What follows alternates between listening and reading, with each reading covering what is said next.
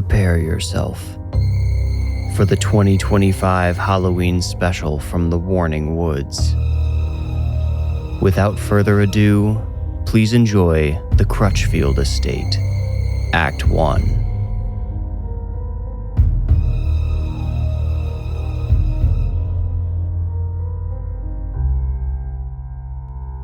I trade in secrets.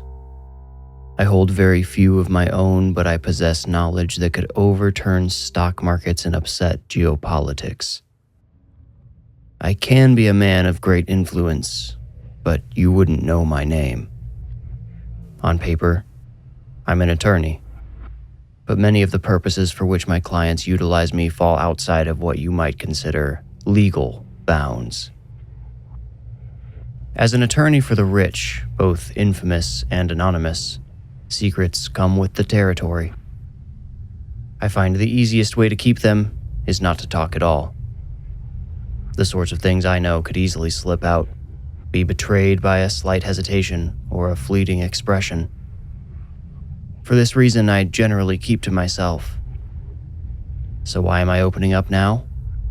Why am I talking? Truthfully, I may not be long for this world. Before I go, I think I'd like to shake things up a little bit, to give you all some insight into the forces that really drive this world. On Wednesday, October 9th, a client of mine who I will call Lawrence Crutchfield came to my office with a small cigar box and a request to amend his last will and testament. An amendment? Shouldn't be a problem. I hope everything's all right between you and Adele, I said, referring to his wife to whom the entire Crutchfield estate would fall on the event of his passing. Lawrence probably thought I was concerned for his marriage, but it was his life I was thinking of. Many clients with wills similar to his experience sudden and unexpected deaths soon after filing them. "Oh no, everything's just fine with Adele," Lawrence replied with phony laughter. He said, "I don't want to change where anything goes after I die. I just want to add a statement or whatever you would include to keep someone out of a will." I asked, "Do you mean a beneficiary who might succeed Adele if she, heaven forbid, should pass as well?" Lawrence looked visibly uncomfortable as he slid into the chair across from me. "I guess so. I just want to make sure there isn't any chance anyone claiming to be my child or my wife's can claim any part of my estate." I'm sure my eyebrows must have reached my receding hairline as I said, "I wasn't aware you had any children." Lawrence replied, "I said claiming to be my child. That's an important specification. Look, Rollins, I know it sounds odd, but you're just going to have to forgive me for not saying more. I know you're discreet, and I'd appreciate that discretion here. I'd rather you and I be the only ones who know about this." I said, "So Adele doesn't..." Lawrence interrupted. "No, she doesn't know I'm here. Really, Rollins, I can't say any more." I told him I'd find the papers and be right back. On my way to my office door, I heard Lawrence make a guttural noise and looked back. He held up his wooden box. Something small clattered inside. "One more thing, Rollins," he said, twisting in his chair to look at me. I asked, "What is it?" referring both to his request and the item inside the box. He asked, "You still have those safe deposit boxes downstairs?" He was referring to the wall of safety deposit boxes in my basement, where some of my clients trusted me to store items they did not trust at the bank. I told him yes, and that I still had a few boxes available. "This box," he said, waving the cigar box at me again. "I don't want anyone but us to know it even exists. I don't care if it stays locked up forever. I just want to be absolutely certain nobody else knows where to find it and that it never sees the light of day again." "May I know what's inside?" I asked. He said, "I'd rather you not."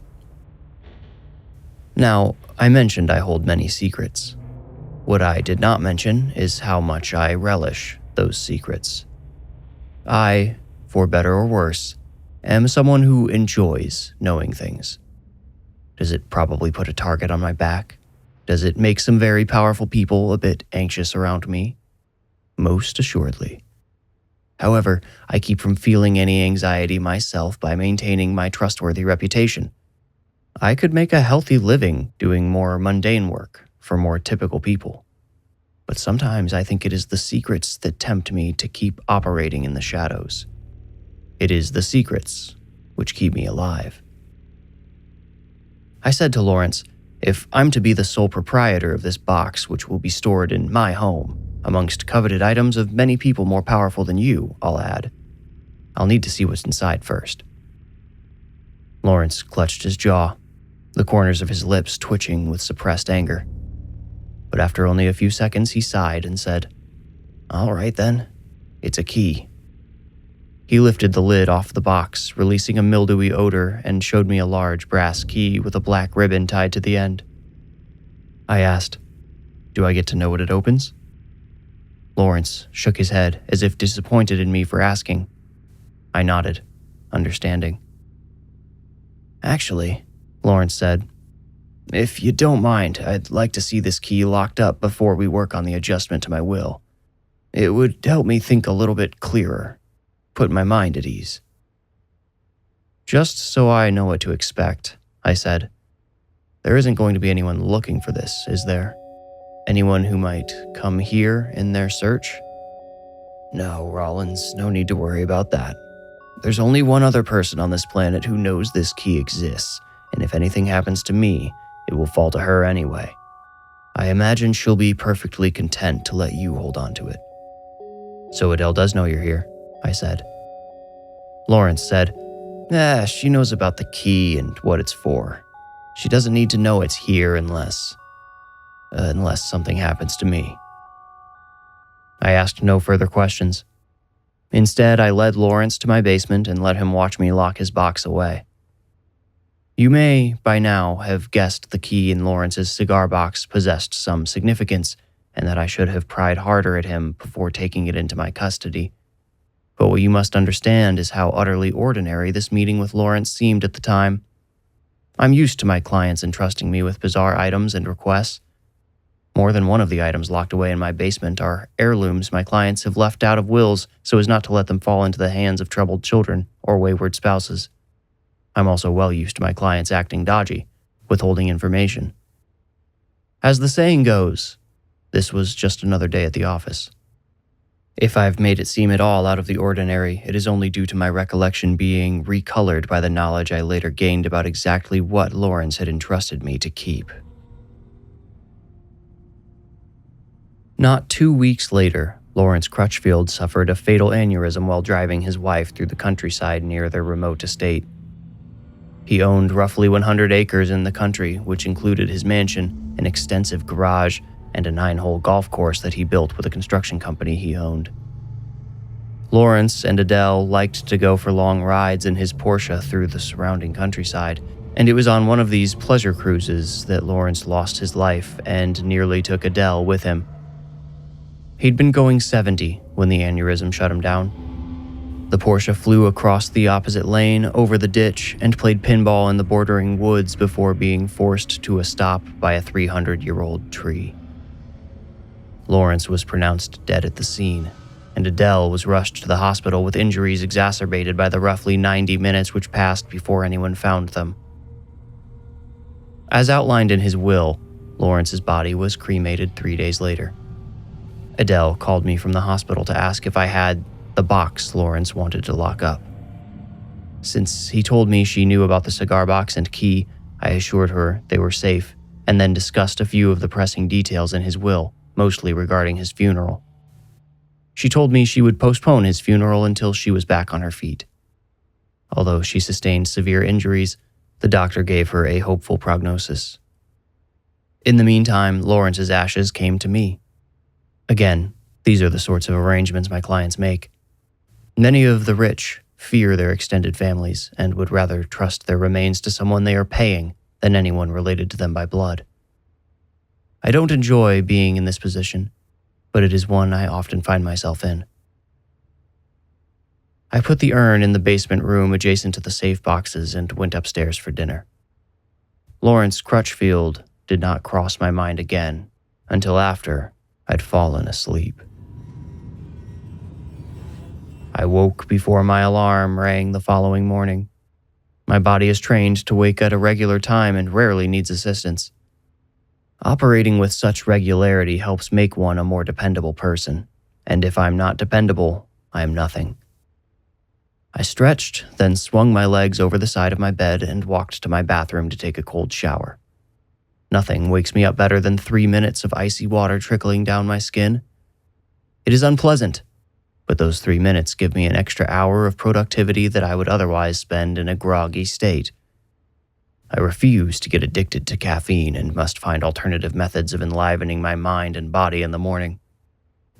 I opened my bathroom door to find, instead, a dark, entirely concrete hallway in which I could somehow see despite the absence of any light. I closed my eyes, drew in a long breath, then opened them again. The hallway remained. Waking had felt so real, but I decided I must still be dreaming and, sheerly out of curiosity, I passed through the door. Not a moment after stepping through, my bedroom disappeared behind me. The doorway became more hallway, stretching back as far as the ghostly light allowed me to see. It smelled like soil and fungus. If not for the certainty I was dreaming, I would have worried about breathing in mold spores. I started down the hallway without any expectations. I wanted the dream to take me where it wished. I realized as I walked that I possessed full control over my thoughts and actions. Lucid dreaming is something I had pursued before with mixed results, but this time I found consciousness within the dream so quickly and effortlessly it caught me by surprise. In my past experiences, the moment I gained consciousness, the dreams evaporated. Something about this dream held me so tight I wasn't sure I could leave it if I wanted to. I tired of the seemingly infinite hallway after what might have been 5 or 10 minutes. I doubt it was any longer, but wouldn't be surprised to learn so. At that point, I attempted to free myself of the dream, but as I feared, I found it would not release me. Rather than panic and flounder, I pushed on in search of an exit or escape, and before long I discovered a door. An orange light that pulsed with an uneven, natural rhythm glowed around its edge. The smell of wood smoke intensified the closer I stood. I reached for the handle, but the door started opening before I touched it. It swung slowly inward, releasing a wave of heat. Smoke billowed out, burning my lungs and making me cough forcefully. I wondered if my unconscious body was coughing as well. Behind the door, I found another hallway, this one engulfed by roaring flames. I recognized it as the upstairs to my house through the vortex of heat and light, the impenetrable inferno. Then a horrible idea occurred to me. What if this vision of my burning hallway had leaked into my dream due to a real sensory input? What if the smoke I smelled was real, and this is how my brain was telling me to wake up? I threw the door open and charged into the fire. I dodged my way through the flames, still choking on the smoke as if it were real, until I found my bedroom door. The frame around it had blackened and curled with striped white charcoal at its edges. The door itself sprouted active flames which lashed out at me, daring me to attempt to enter the room they guarded. I'd already committed, and thus far the fire had not harmed anything but my lungs. I lunged for the doorknob, twisted it, and collapsed into my bedroom. There I saw myself on the bed, still and unaware. The bedroom had not yet caught flames, but smoke now billowed in, blackening the faint light from the crack in the curtain until I could no longer see myself. I went to the light switch, praying the electricity had not shut off yet. I flicked the light switch, but the lights did not brighten the room enough to waken me.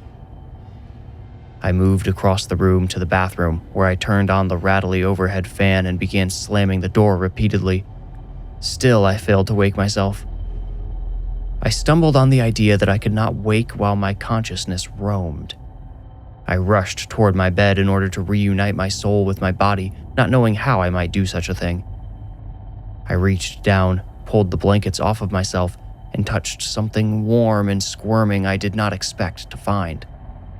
I grabbed the thing and pulled it toward me through the smoke until I could see it clearly.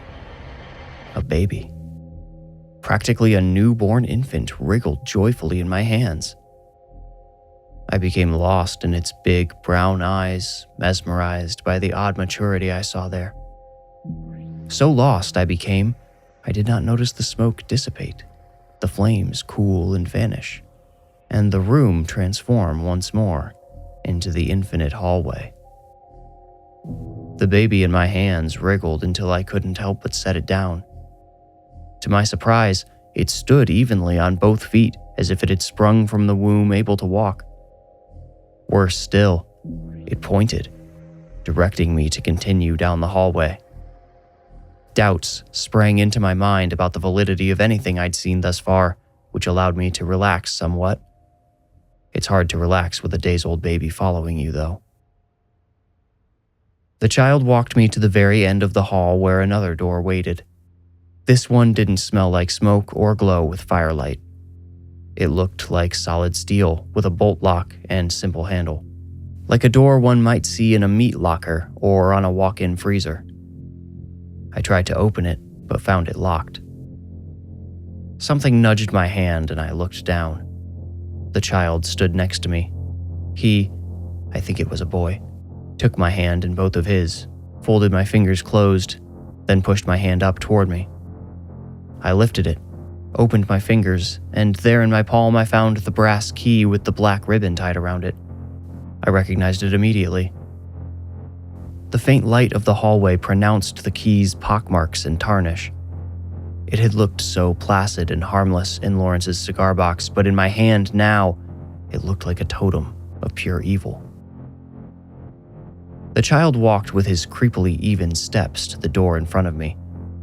He pointed a chubby finger and touched the bolt lock, then looked back at me expectantly.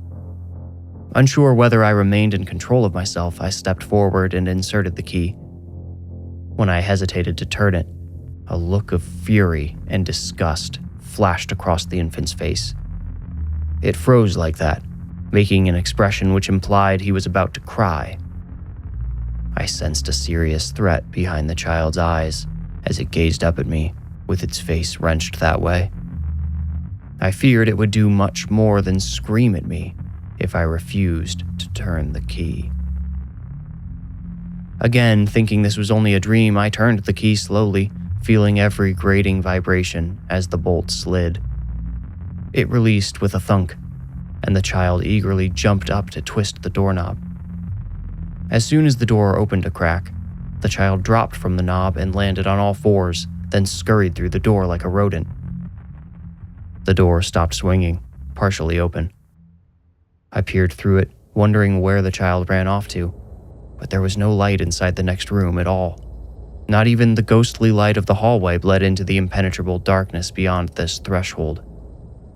I pushed the door the rest of the way open in hopes I might allow more light in, but it did no good. "Please," I heard a voice rasp in the shadows. It was too deep, too old to belong to the child. It clearly belonged to a grown man. "Hello?" I called out, not moving any closer. "Please get me out of here," the voice spoke again.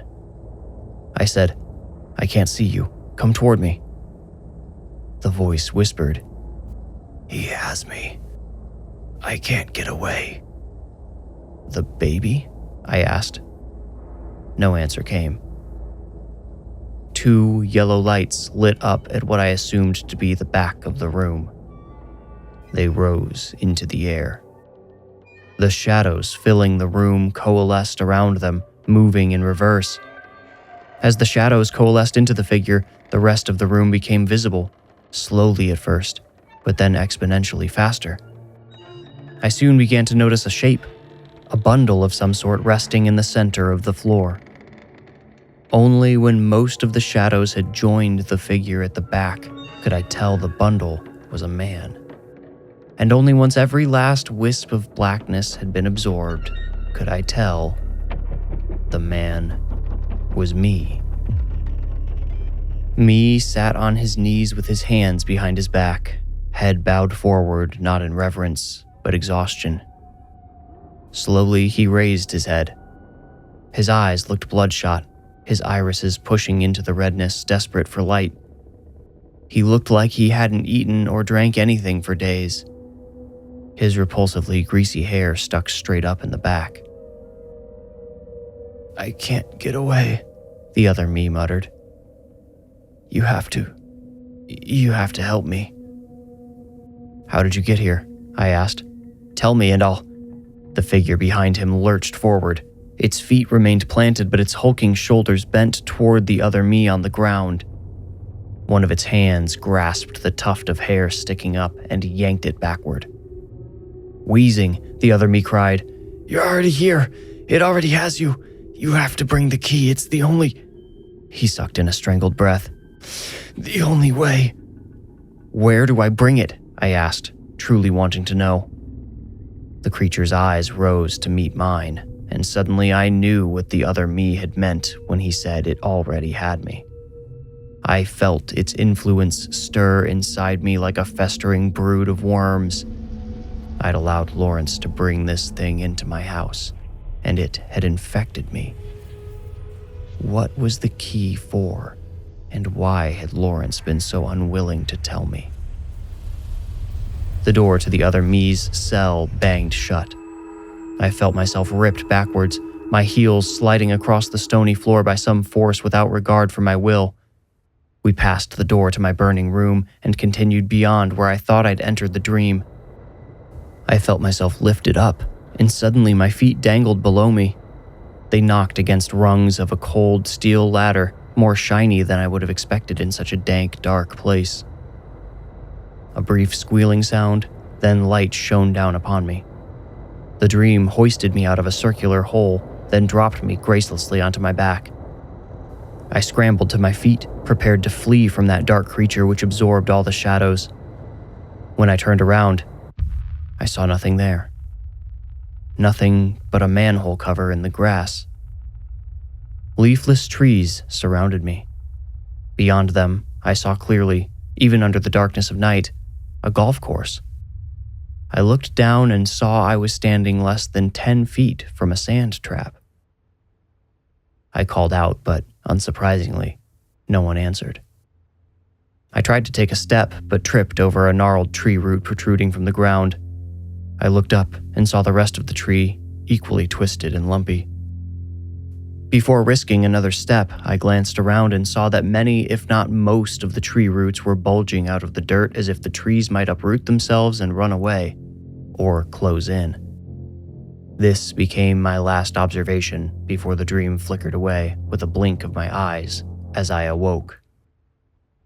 I found myself not in bed, but standing in my bathroom, hands on the sink as I leaned toward the mirror. The face reflected there matched the face I saw in the cell in the dream. My own, but haggard, sunken, and broken. Without parting his lips, my reflection screamed, "Bring the key!" I re-entered reality, opening my eyes in my bed. But I swear, to this day, that scream still echoed in the bathroom. I'm not imaginative enough to make any of this up. You might imagine that in my line of work it benefits one not to be paranoid or anxious. I contend it is quite the opposite. To guard the secrets and treasures of the elite, one must be extraordinarily paranoid, and while maybe not anxious, cautious at the very least. Paranoia allows you to confront possibilities you otherwise might not have imagined. If you can harness it, know how to control it, and wield it, it can be quite the motivator. My dream, which seemed to blend so effortlessly with reality, triggered a fresh bout of paranoia in me. I spent the entire morning wondering whether I might have received the visions not from my subconscious, but rather something less metaphorically below me, in my basement. If such a force could control my dreams, what else could it do? A single factor prevented me from acting that day: my previously maintained disbelief in the supernatural. I wasn't about to give that up over a nightmare and a mild suspicion. I spent the remainder of the day conducting business which you have no business knowing about. But that night, as I slept, the vision haunted me again. This time it started with a still image of that manhole in the grass surrounded by knobby trees next to the golf course. I quickly descended into the faintly lit hallway. There was the glowing door, which opened into my flaming bedroom again. Once more I could taste smoke, but this time I knew it to be dream material only. Once lucid enough to take control, I rushed to my bedside, tried to wake myself. This time, Dream Me sat up straight, which I fully expected to tear me away from the dream. Instead, I remained to watch Dream Me turn his head slowly in my direction, eyes still shut.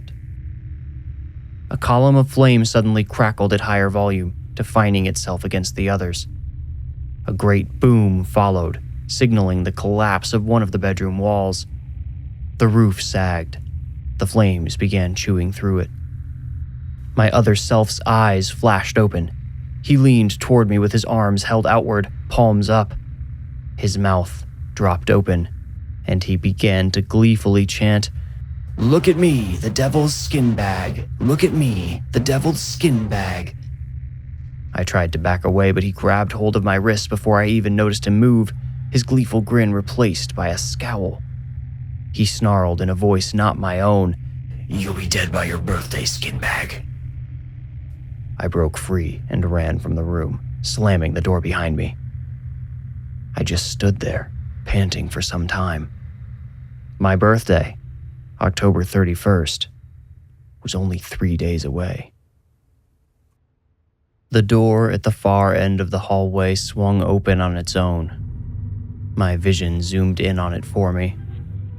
I saw myself in that room again, on my knees, hands bound behind my back. I looked into my eyes and found them full of terror and despair. Once more, that shadowy creature loomed behind the other me, its eyes burning.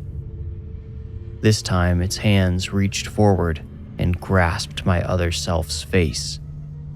Its fingers dug into his eyes, nose, and mouth and pulled as if to rip his head in two. As he fought off the ripping fingers, the other me screamed, "Bring the key! Bring the key before it's too late!" Everything froze then. I remained lucid, but unable to control how I moved in the dream any longer. Locked in place, I was forced to stare down the hallway at myself, losing to that awful shadow figure. I could do nothing but stare into my own petrified eyes as the figure tore my twin self's head in two. My separated jaws looked like a flower, my opened throat a spasming red fountain. Some particularly violent spurts of blood indicated I was still trying to breathe. I screamed and woke up in my bed. 6 hours had passed. I now had the proof I needed to entertain my paranoia. For the first time in my life, I considered the possibility of a supernatural influence, something connected to the key Lawrence Crutchfield asked me to store before he died. It occurred to me the dreams began after I brought Lawrence's ashes home, not after he brought me the key, but I fixated on the key due to its importance in both nights' visions. It seemed to be, forgive me, the key to solving whatever was going on. Perhaps Lawrence had been similarly tormented before his demise, and by bringing his remains into my home, I set the force's sights upon myself. We'd arranged my storing of Lawrence's key via nothing more than a verbal agreement. His last will and testament contained no reference to the key at all. With Adele Crutchfield still hospitalized, I could not in good conscience pass the cigar box along to her. Not yet. What if the strange visions took hold of an innocent nurse, doctor, or patient? I thought, what better place to move it than the Crutchfield's currently vacant home? I could warn Adele about it, if she didn't know about its curse already. but I was under no obligation to. I believe Lawrence had once mentioned a close friend of theirs, a man of the cloth. Either way, I felt sure Adele, with all her resources, could find someone to help her deal with whatever power the key held or represented. I decided on this course of action and secreted the cigar box out of my basement. It made me nervous placing it in my car to drive out to the Crutchfield's country estate, but I kept reminding myself that Lawrence had successfully brought it to me. Lawrence. On my way out, I brought his gold urn with me. I did have a contractual agreement to hold his ashes for Adele, but what would she do? Sue me? What judge would bother hearing that case? I reversed his trip without issue. Tall red flags scattered around the property caught my attention as I drove up the Crutchfield's long driveway. I had forgotten about Lawrence's personal 9-hole course. I couldn't say for certain whether it resembled the golf course in my dream, but what a coincidence. Leaving the cigar box in my passenger seat, I skirted the enormous house for a better view of the entire course. And there, staring across at the furthest end of the course, I saw it. The knobby grove of trees, the very same from my visions. Although not a betting man, I would have staked my entire net worth that I would find a manhole amid their roots. I feared I may have entered yet another dream. I worried I might wake again in my bed at any moment. Although I'd done business with Lawrence Crutchfield for nearly a decade, I had never been to his home or seen his property. His golf course was merely a few months old. Surely I could not have seen many images, if any, which included it. My confusion at the uncannily familiar sight slowly evolved into dread about what it meant. I could doubt supernatural interference no longer. I found a golf cart parked next to the garage with the keys left in it. I set the cigar box and urn beside me in the seat and rode down to the knobby grove. The grass surrounding the trees came as high as my knees, even though the rest of the golf course and lawn looked immaculate. I guessed the Crutchfields had instructed their groundskeeper to leave the grove alone. Lawrence wouldn't have wanted him to stumble upon what I was looking for there. The manhole cover. I found it. In the middle of those leafless trees, I discovered the cast iron plate which I had seen twice in visions and never anywhere else. Now I had to wrestle with the decision to open it or not. A padlock I had not seen in the dream secured the cover, but there was a second key hanging from the golf cart's key ring that matched the lock's brand. When I considered the rest of what I saw in those dreams, the decision actually came quite easily. Lawrence Crutchfield was dead. What did it matter to him if I took his key down there and left it for whatever force now had its claws in me instead of leaving it in the house as I originally intended? I kept connecting the key he left me that day with his worry about someone trying to claim his inheritance. He never made any statement which actually linked the two. He'd brought me the key that day for convenience's sake. I reminded myself I had no legal obligation regarding the key. After going through this round of reasoning, I unlocked the manhole cover and descended the all-too-familiar ladder into the equally and terribly familiar hallway in the underground tunnel. I almost dropped Lawrence's remains at one point. A little bit of him slipped out and cascaded into the darkness. I believe most people would have described the tunnel as a bunker. Since I left the cover off, enough ambient light shone down to illuminate it. It matched what I saw in my dreams, in that the walls, floor, and ceiling were all made of concrete. But in the real tunnel, only one door waited for me at the end. The side door, which always led to my burning bedroom, did not really exist, and where it always stood in the dream, I saw a tall wooden cross mounted to the concrete instead. There were other symbols lining the walls as well, none of which I'd been shown in the visions. I cannot tell you whether they were religious or pagan. They were likely a mixture of both, but I will just say they did not appear to be decorative. They varied in size and material. Some, like the cross, were sculptures or monograms, and others were merely paintings and drawings. More symbols drawn in wax lined the floor all the way to the door at the far end. It felt like I'd just dropped into the tomb of a pharaoh, and in fact, some of the symbols did look Egyptian. I wondered why none of them had appeared in my dreams. I approached the door with great apprehension, careful not to smear any of the symbols on the floor with my shoes. The brass lock set looked much older than the rest of the steel door. I thought the original lock set must have been replaced, but why? I opened the cigar box and stared at the key for a few seconds before taking it out. It must have been my imagination, but I swore I could feel the key pulling itself toward the lock like a magnet. I held them close together, comparing their metals, and saw they matched. I felt certain this door was what the key opened, the final barrier between me and whatever waited on the other side. My memory of that looming shadow creature whispered into my thoughts. It seemed impossible such a creature could actually exist, so I did not truly expect to see it if I opened the door, but I feared whatever it represented. Something on the other side wanted me to open that door. It had threatened my life to coerce me. Bring the key, my dream self had instructed. I checked, but there was no room to slide the key under the door. In order to complete my charge, I would have to open it. I decided to simply get it over with. I inserted the key and twisted. It rotated easier than I expected for such an old lock and such a heavy-set door. The bolt opened with a deep pop. I gave the key a quarter turn back and removed it. Then I twisted the knob. There were no lights in the room. It was completely black until some of the faint light from the tunnel entered through the partially open door. I held my breath and waited for something to happen. After a few moments passed in silence and stillness, I placed the key back in the cigar box and gently kicked it into the room. It slid across the floor, coming to rest at the edge of the light.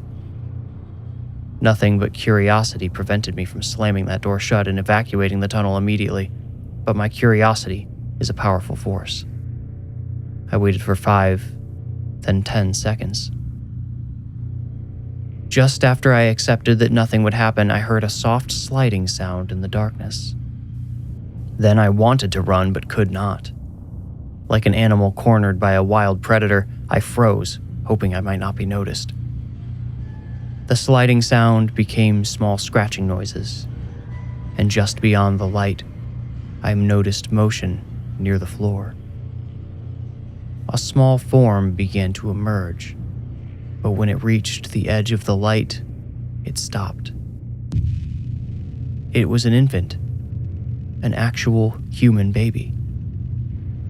I recalled the infant who led me in my first dream, but that baby looked different than this one. This one's skin hung purple from its bones, and its eyes seemed to pop out from their sunken sockets. It looked like a living carcass. It locked eyes with me. I felt the urn slip out from under my arm, but could do nothing to stop it. I remained completely frozen. The infant reached one skeletal hand into the light and touched the box while keeping eye contact with me. Its tiny fingers drew the box back into the shadows. They both disappeared. I shut the door, leapt over Lawrence's scattered ashes, and ran. I didn't bother to secure the padlock on the manhole cover before driving off. Not once, looking back. While I was exploring beneath Lawrence Crutchfield's golf course, another event crucial to this story took place at the hospital where his wife Adele was recovering from surgery following their car accident. A man by the name of Roger Hickox, formerly Father Roger Hickox, whom she wanted to officiate Lawrence's funeral, came to visit her bedside 2 days after the accident. Besides being the Crutchfield's former priest, Roger served as Adele's spiritual advisor, confidant, and friend. Although, as he was about to learn, certain aspects of her life she kept private even from him. "Roger," Adele cheered in a hoarse whisper when he bowed into her room. She was dressed in a hospital gown, lying at a 30-degree angle with a white sheet pulled up to her neck. Roger could see the shapes of her arms folded at the wrists across her stomach. He tried not to wince at the bruises on her neck and above, which made her face look like a weather map with storms encircling her eyes, expanding outward, growing less severe as they reached her cheeks and ears. She had a massive stitched-up gash running down the middle of her forehead at a slight diagonal angle. Her nose was practically black. He hoped his reaction didn't show when he saw that swollen thing in the middle of her face. "So nice to see you," he said, flashing a smile as he sat in the recliner next to her bed. His small but perfectly aligned teeth quickly hid behind his graying goatee. He asked, "How have they been treating you? I tried to bring you an arrangement of acacia branches, but the front desk confiscated them." "Ah," Adele scoffed. "These people and their rules. Rules, rules, rules. It seems like that's all they care about around here." Roger nodded softly. "And of course I'm so sorry about Lawrence. What a terrible, terrible thing to happen. I mean, the odds." Adele rolled her blackened eyes and said, "Oh, stop. I know you never liked him." Roger raised a finger to his lips, then pointed it at Adele and said, "I think you've got it backwards. He never seemed to like me, but I never minded him." "You never minded him," Adele repeated, chuckling. This small laughter obviously caused her pain, though. She winced, stopped, then said, "He just preferred you as a priest, that's all." Roger crossed himself, then pointed skyward. Looking at the ceiling, he said, "That one's for you, Lawrence." When he didn't hear Adele laugh, he looked back down and rested his hands in his lap. She wasn't looking at him, just staring blankly at the TV mounted in the far corner of the room playing a marathon of that 70s show. "I'm so sorry, Adele," Roger said. "I shouldn't make light of—" "No, it's not that," Adele interrupted. Offering a quick smile, she said, "God knows I need a good laugh, but Roger, there's something I feel like I need to tell you. I need to tell you because now that Lawrence is gone, I'm the only one who knows, and that feels risky." "I'm all ears," Roger said. He leaned forward in his chair, planting his elbows on his knees. His shaggy salt and pepper hair swung forward to frame his face, and one of his dangling earrings flashed a dart of light at Adele's eyes. She took a shuddering breath and began. "Lawrence and well, I suppose it was mostly him.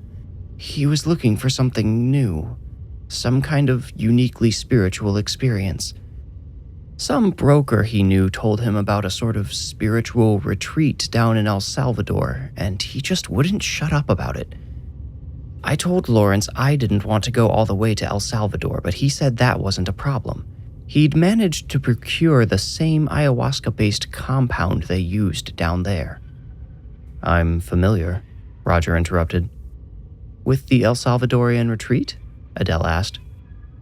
Roger halfway raised one hand, cocked his head, and replied, Well, there's certainly more than one, but I actually meant the plant medicine, ayahuasca." Adele's eyes lingered on him as she tried to decide if he was telling the truth. She shifted her eyes to the ceiling before continuing. "Well, I had never heard of it, and besides, Roger said this was a unique compound based on ayahuasca. I'm not sure what made it any different. Not that I would have noticed. Anyway, the same broker friend of his apparently snuck some of this stuff back with him, or got it from... Well, it's neither here nor there. Bottom line is we cleared our living room floor, set a fire in the fireplace, stripped off our..." She stopped, her eyes flicking uncomfortably to her former priest.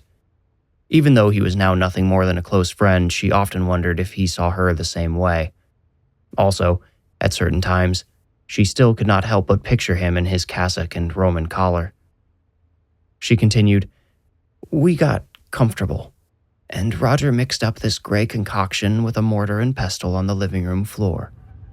He drank his half first. I insisted on it, seeing as it was his idea and his friend who procured the stuff for us. I watched his pupils expand, and he practically shouted at me to hurry up and drink so we could, as he put it, see God together. How romantic, Roger said flatly. Adele made to continue, but he interrupted her again.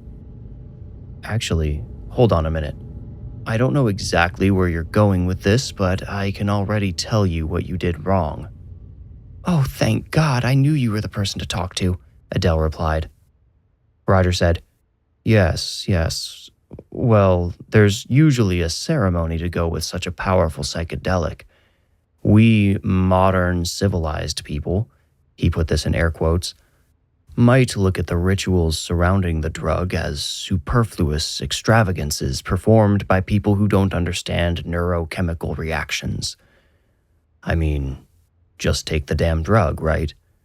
It's not the singing and dancing that brings on the trip, am I right?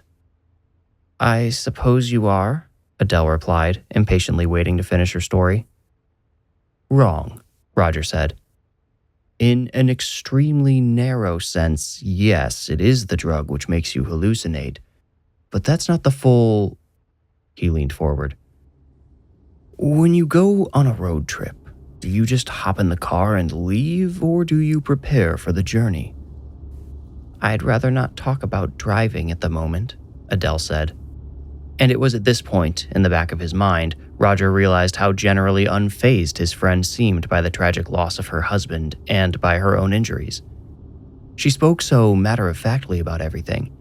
It seemed she'd already accepted the recent tragic events, or perhaps had even been expecting them. Even this objection now seemed forced and phony, like something she knew she was expected to say. Of course not, he said. But just hear me out for a minute.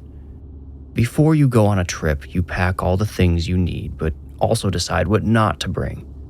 You'd probably make sure you have a full tank of gas and maybe even get some extra rest to make sure you're awake and alert for the drive, yes? Yes. A psychedelic trip is essentially the same, and the rituals which accompany whatever compound you're going to ingest have been honed for thousands of years to make sure you're properly prepared for your journey. So, not that I need to spell it out for you, but by skipping all that preliminary junk, you got into the car with an empty tank, and maybe instead of clothes and your toothbrush, you brought a gallon of milk and a wool sweater, but it's 85 degrees and humid out. I get the idea, said Adele, clearly annoyed by now. Roger nodded and said, Continue. He leaned back. Adele's eyes returned to the TV. The visions hit me so fast. I couldn't sit up after I drank. I had to lay myself down before I completely lost control. Soon it was like I didn't even have a body. Like I was just a head. No, not even. Like I was an omnipotent ghost. But I didn't recognize the world anymore. I didn't know where to go, and the only thing that was left of the world I knew was the fire in my fireplace, still burning with the most beautiful orange light. It was just incredible. So I went to it. Walking into the fire, generally not a good idea, Roger muttered. Adele's head turned. I said it was beautiful, she snapped. Roger froze. She continued. From the flames, I heard a voice. It was calling to me, saying my name as if it were the most beautiful word in the world. I thought the voice belonged to Lawrence. Who else, I thought, would call to me that way? I thought it was him lying on the floor beside me in ecstasy, and I wanted to be with him. I wanted to join our spirits in the flames and transcend together. But it wasn't him, was it? Asked Roger. Without looking at him, Adele replied, No. I found that out almost right away. The fire became my entire reality. It consumed everything around me, but only with light, not heat. It didn't burn me. The closer I crawled to the center, I started feeling afraid of the voice calling my name. I didn't think it was Lawrence anymore. I called his name, hoping wherever he really was, he could direct me toward him. The voice then said to me, Come into the fire, Adele. Your Lawrence built it for you." I said no, and it said something like, "I am the cure for the emptiness you feel." Or maybe it was hollowness, I can't remember. Roger leaned forward as if to say something, but Adele silenced him with a glance from her glistening eyes. When he saw how frightened she looked, he gave her a stoic nod and leaned back in his chair again. "A feeling of emptiness," Adele continued, still looking directly into Roger's eyes, "has followed me my entire life. Look at me, Roger. I'm the last person who should feel without." I thought, how did it know? By being linked to my subconscious, of course, but this thing in the fire, this thing I couldn't see, it didn't feel like a part of me. It felt like it was coming from outside. I didn't say anything to the voice in the fire, but I stopped moving toward it. I didn't move for what felt like hours, just watched and listened to the flames. Finally, I asked it. Adele sniffled, and Roger realized she'd finally begun to cry. He stood to reach the tissues on her bedside table. He handed one to her, then, as an afterthought, gave her a second before sitting back down. Adele thanked him with her eyes, using her voice to keep telling her story. "Roger, you need to understand why I felt so empty to begin with. It's something I've never been able to talk to anyone but Lawrence about, but he always told me I was being illogical. It's this life I lead, Roger. The cost of all our luxuries has always been, for me, a crushing guilt that made all our nice things impossible to enjoy. But you could see how talking to anyone about this, even to my therapist, who I'm sure lives comfortably but not nearly to the same extent as me, garnered no sympathy. And Lawrence just couldn't understand. He never felt guilty or seemed bothered by our position. My guilt, my hollow existence, was something I bore alone. So when I finally spoke to the fire again, I asked it, 'Can you really cure this emptiness in me?'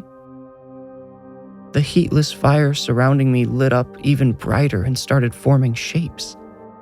I saw multiple iterations of myself, all smiling, all with so much joy behind their eyes. Other shapes became people hugging me, waving graciously in my direction. One was my father, who's been gone a long time, patting me on the back, looking so proud of me and what I'd become, whatever that was. I looked around at the affection and appreciation being bestowed upon my many glowing selves and knew that's what I wanted. That's what I most desired. I wanted a life others would appreciate, would love me for, instead of being jealous and hating me for. That's all. I asked the voice in the flames, "How do I make this real?" And the flames replied through the many mouths of the surrounding crowd, "Open your heart, your mind, and your soul to whatever comes next." I closed my eyes but didn't stop seeing the vision. It just became clearer. Everyone in the fire was erased except my numerous clones, who all turned toward the central flame and the voice that came from it. One by one, they opened their arms and threw back their heads, ready to be engulfed. She noticed Roger had begun to look quite uncomfortable, as if he no longer belonged. Typical Roger. He'd probably come in thinking he would know exactly how to help her, exactly what to say, and now was beginning to recognize there were elements of her story and what had led her to the hospital that he had not, could not have, prepared for. It came to the point when I was the only me not opening myself to the fire, so I stood up and, just like all the others, spread my arms wide and tipped my head back. I wondered if I should say something, but I didn't have to wonder for long. I heard the low roar of the fire getting louder, angrier, hungrier, and I looked at it. It was swelling and spiraling around itself. It looked almost like a tornado spinning just a few feet away from me. I hesitated. Something felt wrong. Something felt like a lie. But before I could say or do anything to extract myself, all the other versions of me became plumes of smoke, They twisted together above the tornado of fire and got sucked into it. A moment later, a giant smoky hand shot out of the flames and wrapped around me. I could not fight against its pull. This was so clear to me, so obvious, that I didn't even try. I let it draw me into the fire. I let it burn me inside and out. My blood became lava and my breath became smoke, and I could feel them both. I felt myself melting and burning and choking, and I didn't think the pain would ever go away. I knew then, Roger. I knew I'd let something in that didn't care about fulfilling me. It didn't care about me at all. It just needed me. It used my emptiness to get what it wanted. Or maybe it needed someone as empty as me to be its vessel. "Did you learn what it was?" Roger asked, his voice low and breathy. "It was evil," Adele replied. "That's all I know." "A demon, then," Roger said. "Oh, Roger, you're still thinking like a priest. All I truly know is that it had the power to possess, to burrow into my soul and latch on, and that its intentions came from a place of pure evil." "And it latched onto you," Roger said. "Apparently so," Adele replied vaguely. Her focus seemed to dissolve and her eyes grew blurry, reflecting the ceiling tiles and the green light from the occasionally chiming machine next to her head. She said, "Lawrence had to tell me what happened after that. I was there, but everything seemed like someone else's dream. I felt what my body felt, which was mostly pain, but I had no control over it. Even my brain felt disconnected from me. I saw thoughts more than I had them. I was nothing more than my soul, but trapped inside my body." "Aren't we all?" Roger stated glibly. Adele remained distant.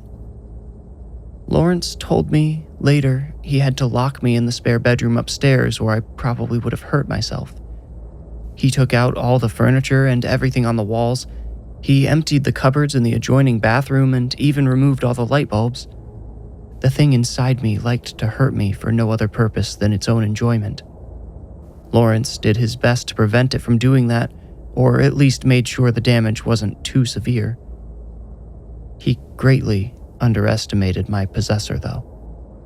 He rushed to the spare room one night to the sound of me, not really me, but you understand, cackling at the top of my voice.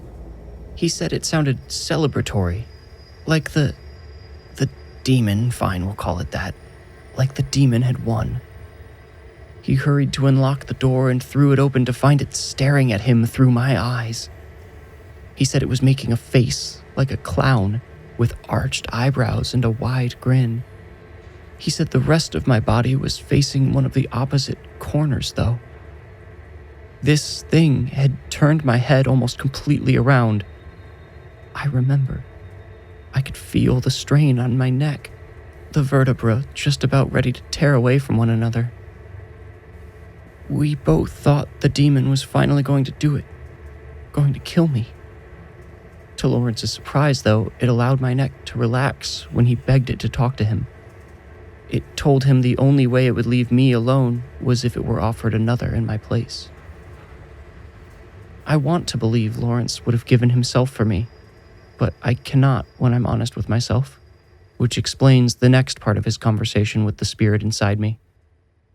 They agreed to terms I would have thought absolutely ludicrous had I been aware of the conversation happening. All I knew was the pain had momentarily stopped, which was usually my cue to rest and recuperate as much energy as possible.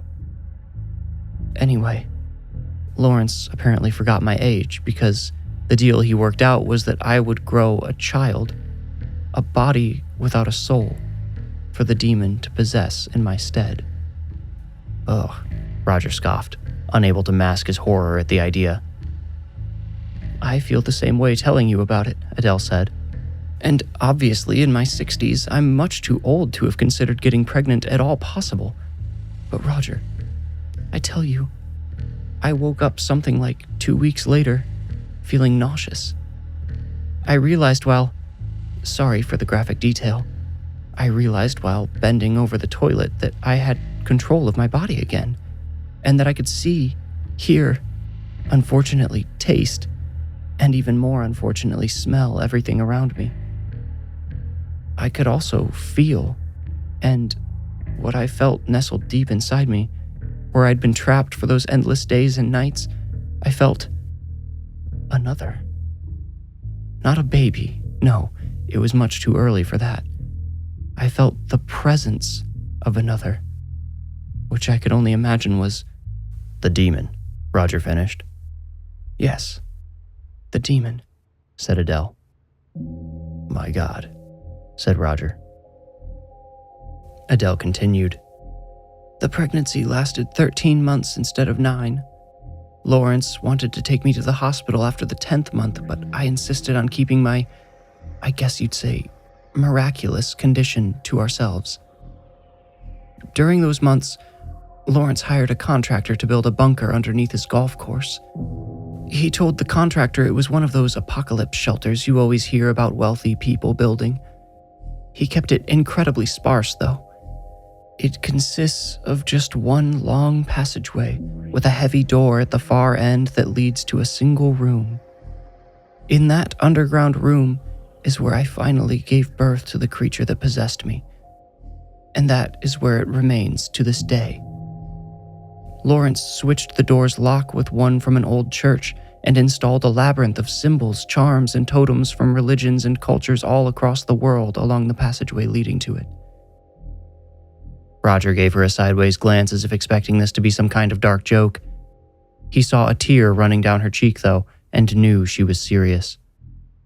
Delusional, maybe, believing some hallucination brought on by the accident, perhaps, but she certainly believed what she was saying. So, he began, trying not to sound rude, but making sure she could detect his skepticism. So, there's a baby locked away under your husband's golf course. Locking eyes with him, her own hardening with stoic resolve, Adele said, I need to make sure it stays trapped there, for all of eternity, if possible. Roger held her gaze for about 5 seconds, then leaned back, put his chin in his palm, and said, I suppose you didn't ask me here to talk about funeral arrangements.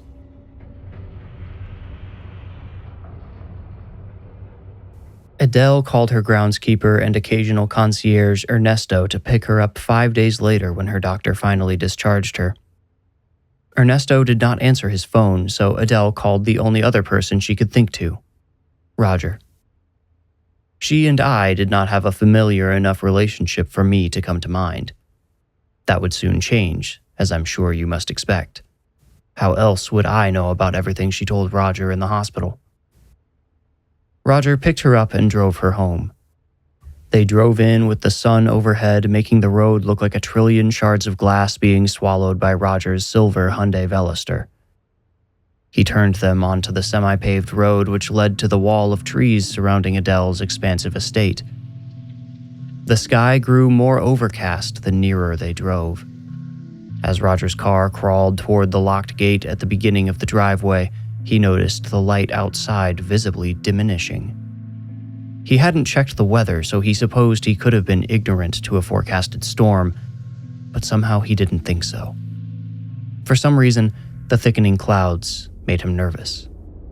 He knew the Crutchfield's house would certainly provide adequate protection against whatever might blow their way, but somehow their proximity to shelter did not comfort him. Truthfully, it made him quite uncomfortable. The stony scent of sepulchre wafted into the car via the air conditioner. It started to feel a little humid. Is it raining? Adele asked, looking out her window, trying different angles. Must be somewhere, Roger replied. To himself, he thought, why don't I want to be here? I want to back down this driveway and floor it up the road. Should I? But Adele... Are you sure you're ready? He asked tenderly. To be home? Of course I am, Adele answered. Roger said, I just mean, it will be the first time you've been in the house since Lawrence... "Roger, drive me to the house, please," Adele enjoined. "Right," Roger replied. What about the gate?" Staring at her iPhone now, Adele said, "It takes a code." "Ah, Roger waited for a few seconds to see if Adele would share the code with him. When she did not, just started tapping at her screen, he undid his seatbelt and grabbed the door handle. He cleared his throat and said, "I'd like to punch it in before the rain comes if that's—" "It's an app, you idiot," Adele said, finally looking up and rolling her eyes at him. Roger stared at her, only looking away when he caught the gate moving out of the corner of his eye. Adele could see he'd been mildly hurt and added, "But thank you. You're a good friend, Roger." "As are you, Adele." He smiled at her as he eased off the brakes and, against his growing urge to flee, rolled through the gate.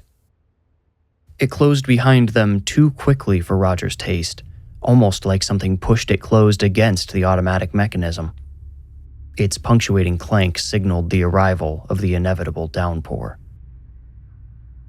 Roger drove them up to the house. The driveway curved around a koi pond. As they passed the pond, Adele gasped. "What is it?" Roger anxiously asked. The closer they got to the house, the more his nerves seemed to crackle like severed live wires. "Our poor fish," Adele moaned. "Look at them all. Weren't they fed? Oh, where is everyone?" Roger put the car in park and craned his neck to see out her window. In a flash of silent lightning, he saw the white bellies of what must have been at least 24 koi fish floating on the surface.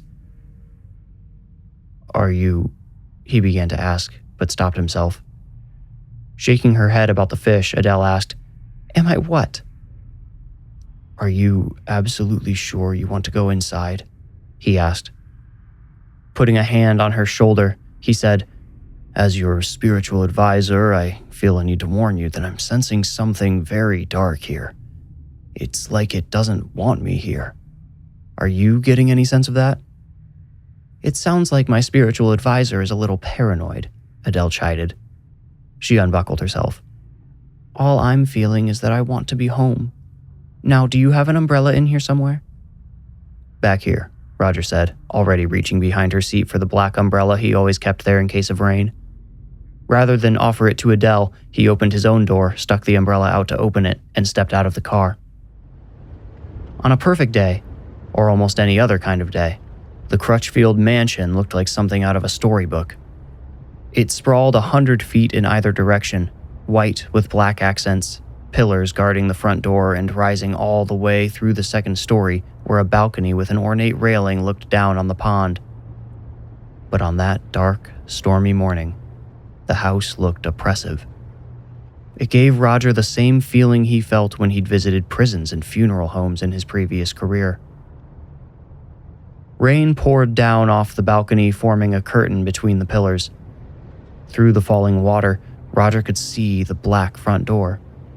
It gave him a gutting sense of foreboding, and he considered getting back in the car and simply driving away. What could Adele do to stop him? But Roger ignored this feeling, joining Adele in calling himself paranoid as he walked around the front of the car to open her door. "Thank you, Roger," she said, stepping out under his offered umbrella. To fully shield her meant partially exposing himself, but Roger stoically walked her the short distance to the porch. She moved slowly on her feet. He wondered why she hadn't been given a cane, then realized she'd probably rejected it out of pride. The rainy curtain drenched Roger's back just before he and Adele were finally shielded by the balcony. There, Adele thanked him, smiling and tilting her head, then left his side to unlock the front door. Her body language gave the impression she might step right through the door, but after she pushed it open, she froze mid-step. She placed her raised foot back where it started. "Roger?" she called. His face as still and expressionless as a dead man's, Roger said, "Yes." He did not move closer to her. Once she'd opened the door, every negative feeling he'd felt amplified by double. A new, almost premonitory feeling added itself, a haunting knowledge that he was going to die here. "Roger," Adele repeated, peering through the now halfway open door. "Roger, something's wrong." "Please get away from there," Roger said, his voice barely more than a breathy whisper. The open door had a bipolar magnetic quality, both urging him toward it and repulsing him. This contradiction nauseated him. He repeated, "Adele, please come away from the door." She stepped to the side so as not to stand directly in front of the door, but continued peering inside. "Oh, Roger, it's..." She trailed off, now stepping backward. Roger tried to see into the house, but everything looked black. He'd noticed most of the curtains were drawn, and with the storm outside, he supposed the shadows in the house could have been natural, but then, what was Adele reacting to? She retreated to him, leaving the door agape. "Please don't go in there," he whispered to her. She could only just hear him above the pattering rain. "I can't," she whispered back, staring through the door. "What did you see?" Roger asked, looking away, trying to break the door's pull on him. "I didn't," Adele started. "I didn't see anything. It's just, I have a feeling." "Me too," Roger said, relieved to hear her say it. "But we can't just leave the door open," said Adele. Roger looked from her to the door, then back. He continued hearing haunting whispers about his death. Otherwise, he would have automatically gone to the door himself. He wondered if Adele heard the same voices in her head. After a few seconds, Adele nudged him. He looked at her, saw a pleading fear in her eyes. He nodded curtly and handed her the open umbrella. Even though the overhanging balcony still shielded her from the rain, she raised the umbrella over her head as Roger approached the door. Roger tried to see deeper into the shadows. He'd been to the house a handful of times before and looked for the traces of familiar objects, like the narrow table running along the staircase near the entryway. It usually had flowers on it, brightly colored orchids, tulips, roses, and such, depending on the season. Objects began to take shape as he came within arm's reach of the door. At this proximity, he became certain the shadows were too dark, too dense to be natural. These shadows were a mask, a veil for something not wanting to be seen. He swallowed and reached his right hand inside for the doorknob. Two small, dim lights lit up side by side low to the ground at the end of the entryway.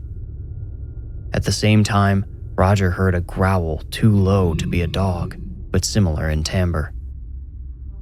The door slammed shut, jamming his outstretched fingers nearly hard enough to snap them. Roger fell backward, holding his throbbing hand. He screamed, "Get back to the car!" and practically tripped over himself as he ran, almost leaving Adele to hobble back to the car herself. Lightning cracked overhead, splintering the atmosphere with sharp, immediate thunder. Only Roger saw it strike. Its afterglow fizzled along the flag sticking up from the second hole of Lawrence's golf course. Adele shouted and grabbed his arm to stop him as the flag caught fire, waving rapidly in defiance of the rain. The flames finished consuming that flag. In the same second, another bolt of lightning struck the first and closest flag to Roger and Adele. That one, too, caught fire, in spite of the pouring rain. "Get in," Roger shouted. He rushed Adele to the car and shoved the umbrella into her hands. He didn't bother with chivalry this time, just opened his own door and dove into his car. Adele, wincing at her healing wounds, rounded the car and did the same. Staring at the closer of the charred flagpoles, Roger said, "I don't think it wants us here." "Will your car get us down there?" Adele asked. She pointed to the knobby grove of trees across the golf course. "Adele, I think we should..." "Roger, I need to make sure the baby is still locked inside the bunker. I don't know how it possibly could have escaped, but if it did, someone needs to know." "I don't know, Adele," Roger replied. "It's pouring. The ground will be soft. We could get stuck." Adele pursed her lips and shook her head. She grabbed her door handle and said, "Fine. Just wait for me here." "Adele!" Roger shouted. She immediately paused, having expected this reaction. Resigned, he said, "Okay, let's try. But if the car feels like it could get stuck, I'm turning around. This is our only way out of here." "My Mercedes is still in the garage," Adele assured him. "And where are the keys?" Roger asked, putting his Hyundai in gear. Adele looked toward the house and quietly answered, "Right. Let's just be careful then." Roger felt the wheels slipping beneath them as they cruised over the golf course toward the knobby grove. His Veloster didn't have any trouble at 20 miles per hour, but he feared what might happen to it when they stopped. They might not be able to get it moving again if it sat too long and sank. The storm wasn't showing any sign of letting up. Lightning grew frequent, many bolts striking close, although not as deliberately as the first two. They felt like reminders of the storm's power, warnings not to step out of line. Although the rain prevented them from seeing too far into the distance, Roger was pretty sure he could see sunlight and a blue sky not far past the property line. He didn't say anything about it to Adele, but thought she likely noticed the strange concentration of the storm as well. "Don't drive into the trees, there's roots sticking up," she warned as they neared the grove. "Wasn't planning to," Roger said. He slowed down, preparing to make the dreaded stop. Before the car completely stilled, Adele already had her hand on the knob. She turned to say, "Stay in and keep the car running. If it's gotten free, we need to leave as quickly as possible." "Wonderful plan, darling," Roger replied, flashing her a sarcastic, toothy smile. Adele turned away and groaned. "This will be slightly more tolerable without the attitude, thank you." Roger didn't respond. With a deep breath and a sigh, Adele shoved the door open and hurled herself into the rain. She limped toward the knobby grove, devoid of any leaves so it would not provide any shelter from the rain. She stopped in the center of the grove. Roger's heart sank when he saw her hands shoot up to her forehead, and for a moment he thought she might faint. This, he assumed to be a sign of bad news. Then, as if moving unconsciously, Adele turned around in place and crouched to the ground. Roger scrunched his forehead and leaned forward, trying to make sense of what he was seeing. Adele's body disappeared in the grass. Then her head vanished as well.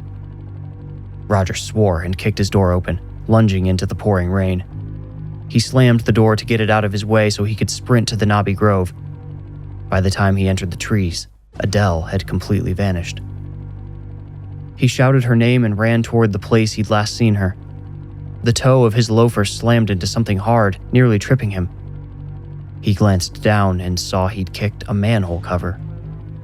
Still recovering, he nearly put his uninjured foot through a wide hole. He saw how Adele disappeared. There was a ladder going down into the hole. He could see no light down there, and over the rain he couldn't hear anything either. He tried calling Adele's name, but a sharp burst of thunder muted his voice. Though every instinct screamed at him to flee, he could not leave her down there, handicapped and alone. So, biting his lower lip, he descended into the darkness. Halfway down the ladder, a hand reached out and grabbed his ankle. Roger screamed and flailed his leg to shake the hand loose. Thankfully, it let him go easily. "Roger!" Adele hissed at him. "Adele, what are you? Get out of here, quickly! We need to leave right away!" Roger scrambled up the slippery ladder, turning immediately to hoist Adele out of the hole. Without another word, he aided her back to his car. Now they were both soaked, but paid little mind to the wet and damp making their joints and muscles ache. The front wheels spun as Roger put the car in gear. He turned them slightly, searching for traction. He knew this might dig them in deeper, but fortunately one of his wheels found a tree root and pulled them forward. He kept the car in low gear to get them off the course. When they reached the driveway, he shifted and sped toward the gate. I'm guessing I don't have to ask, he said as the ominous house shrank in the rear windshield. Adele shook her head. It had been hard to tell at first due to the rainwater dripping from her flattened hair, but now Roger could see she was crying. She reached clumsily for his right arm and slid her hand down it until she found his. He released the wheel to squeeze her hand tightly. Whispering, Adele said, "I don't know how, but it's free, Roger. My baby is free."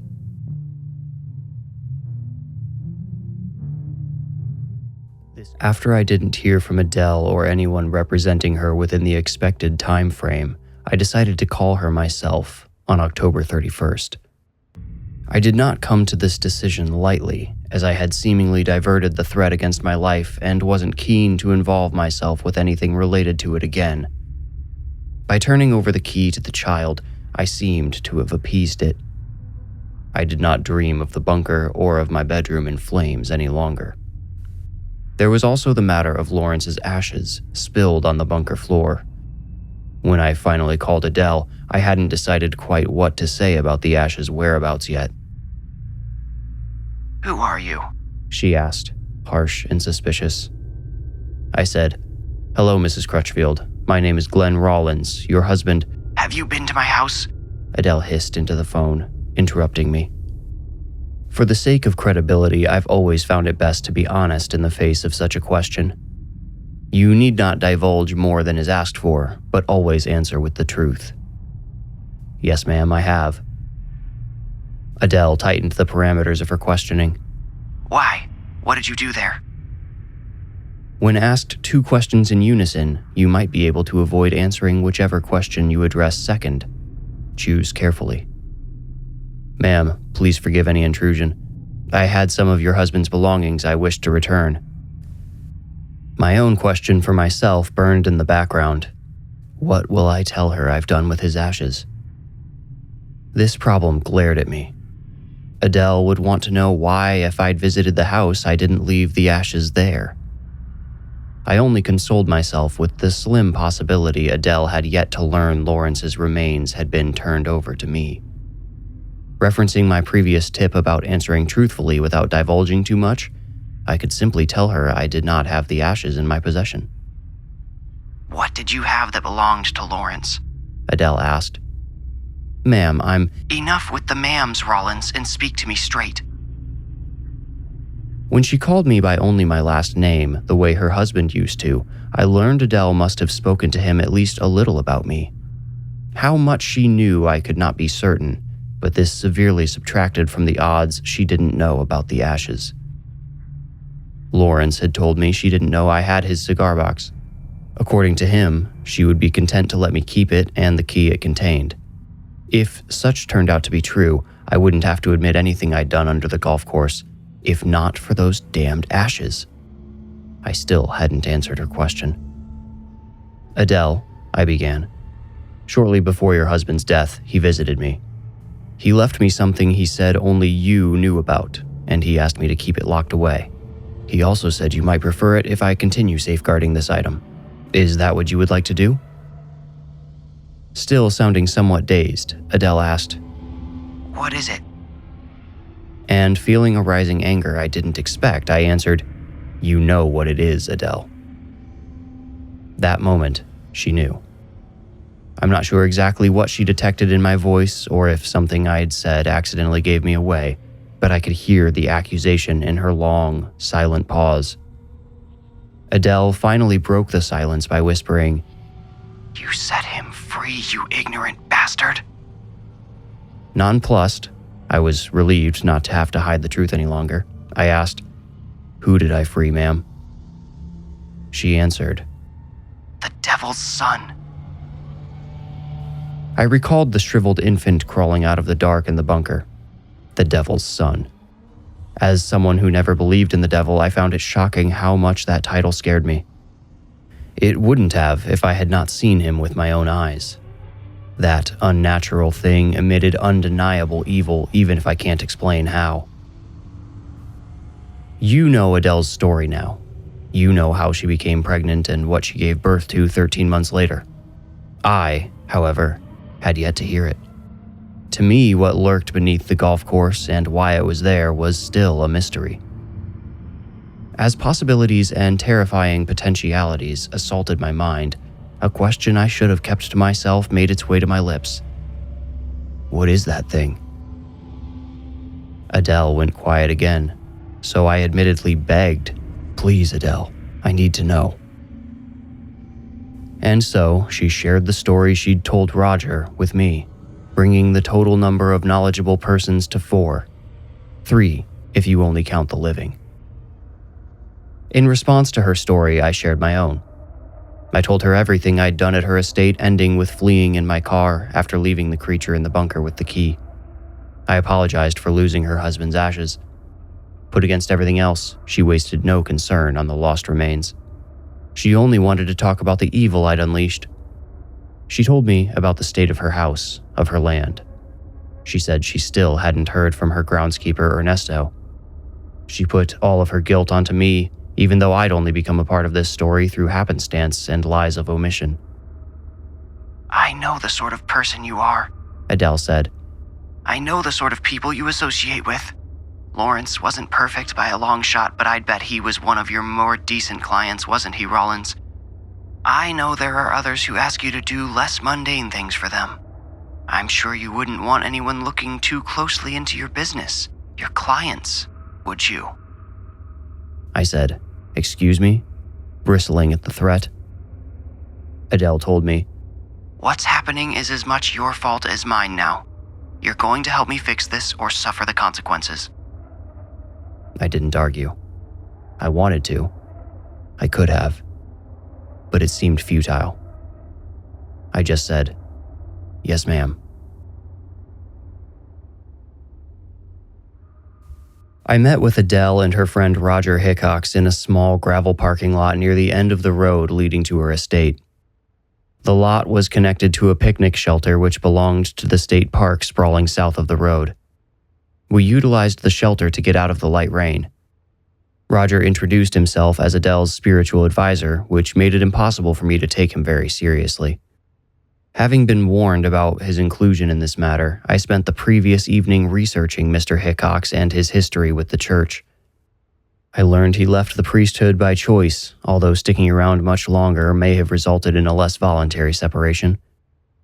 I discovered rumors suggesting he'd partaken in affairs with multiple women and also seemed to have a proclivity for psychoactive substances. Through methods I'll keep private, I discovered screen names on various forums and chat rooms which tied back to Father Hickox, through which he attempted to learn about or acquire compounds such as MDMA and LSD. He seemed to be quite versed in plant medicine as well, such as psilocybin and, of course, cannabis. It made me question why Lawrence had not reached out to Roger when he and Adele were looking for a new experience of consciousness. Perhaps Lawrence didn't trust him. I could understand why. When I met Mr. Hickox, he wore a white linen shirt and leisurely khaki pants. He tipped his white fedora to me as he reached forward to shake my hand, holding his other on a leather satchel to keep it from swinging forward. I switched my umbrella to my left hand to shake back. This was before we moved under the picnic shelter. Adele stood behind him beneath her own umbrella, glaring at me through half-framed glasses that gave her a teacher's stern authority. Perhaps as the result of childhood conditioning, the look in her bruised eyes made me want to cower like a dog. I'm not a man who cowers at much.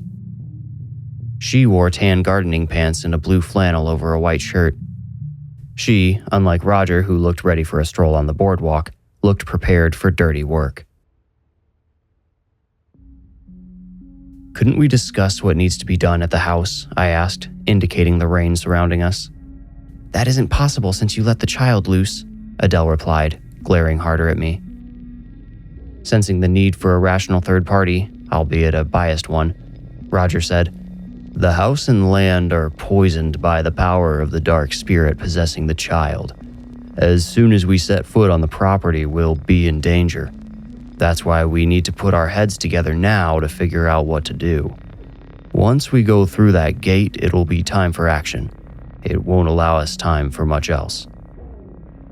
Well, you're the spiritual advisor, I said. This is your area of expertise, so what do we do? Kill the baby? It's not a baby, Adele needlessly corrected. She just wanted to bite down on me. I couldn't help my eyes from flicking to the ugly scar running down the middle of her forehead. It was still held together by stitches. Nodding, Roger said, "What that baby contains is older than this entire planet, and maybe even the universe. We're going to war with a demon, Mr. Rollins, and there will be battles on various fronts, both physical and metaphysical." "And we're going to win this war in an afternoon?" I asked, credulity dripping from my voice. "It'll take as long as it takes," Adele snapped. I said, "Maybe you should tell me more about the house. Why can't we go there?" "We'll need to soon," Roger said. "Probably best to get this over with, although I'd hoped we could learn more about the spirit inhabiting it first. No one should forget more than our lives are at stake here. In this battle, we're fighting for our souls." "No, Roger," Adele said. "I grew that horrible thing inside me in exchange for my soul. I can't explain why, but I believe it will honor our deal. I'm not worried about losing my soul." "I think I closed a deal with it as well when I left it the key," I said, avoiding Adele's eyes. "My soul should be just fine." "Well, aren't you at least concerned for your lives?" asked Roger. I stood by and waited for Adele to answer. Adele didn't answer, but looked toward her mansion, of which we could see just the highest peaks through the sparsely dressed trees. It was quite obvious to me that the widow feared deeply for her life, regardless of how she felt about her soul. This, I must admit, terrified me. Yet, despite the clear apprehension oppressing our group, we returned to our cars and proceeded to the gate, then up the driveway to the Crutchfield estate, then to the front door of the mansion, which was already open. "That's a good thing," Roger yelled through the rain, pointing at the gaping door. Opening his umbrella, he clarified, "It means no one's been here since we left." "No, it doesn't," Adele said, staring at the door as rain drenched her before Roger rushed over to shield her. She looked at me and finished, saying, "Maybe it means anyone who entered never left." I, having not seen what the other two saw the last time they visited, stepped inside the house without hesitation. The darkness of the entryway looked natural because of the storm. Only once amongst them did I realize the shadow's density. There existed almost a clear line where the faint light from outside ended and the house's darkness began. "Do you feel anything?"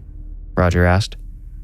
I said, "No, I'm not particularly excited to be here, but I can't say I'm detecting anything specific." Adele followed me in, then Roger. "Should I?" he asked, holding the door. "Leave it open," I said. Roger let go. The door moved anyway. With an echoing groan, the hinges rotated.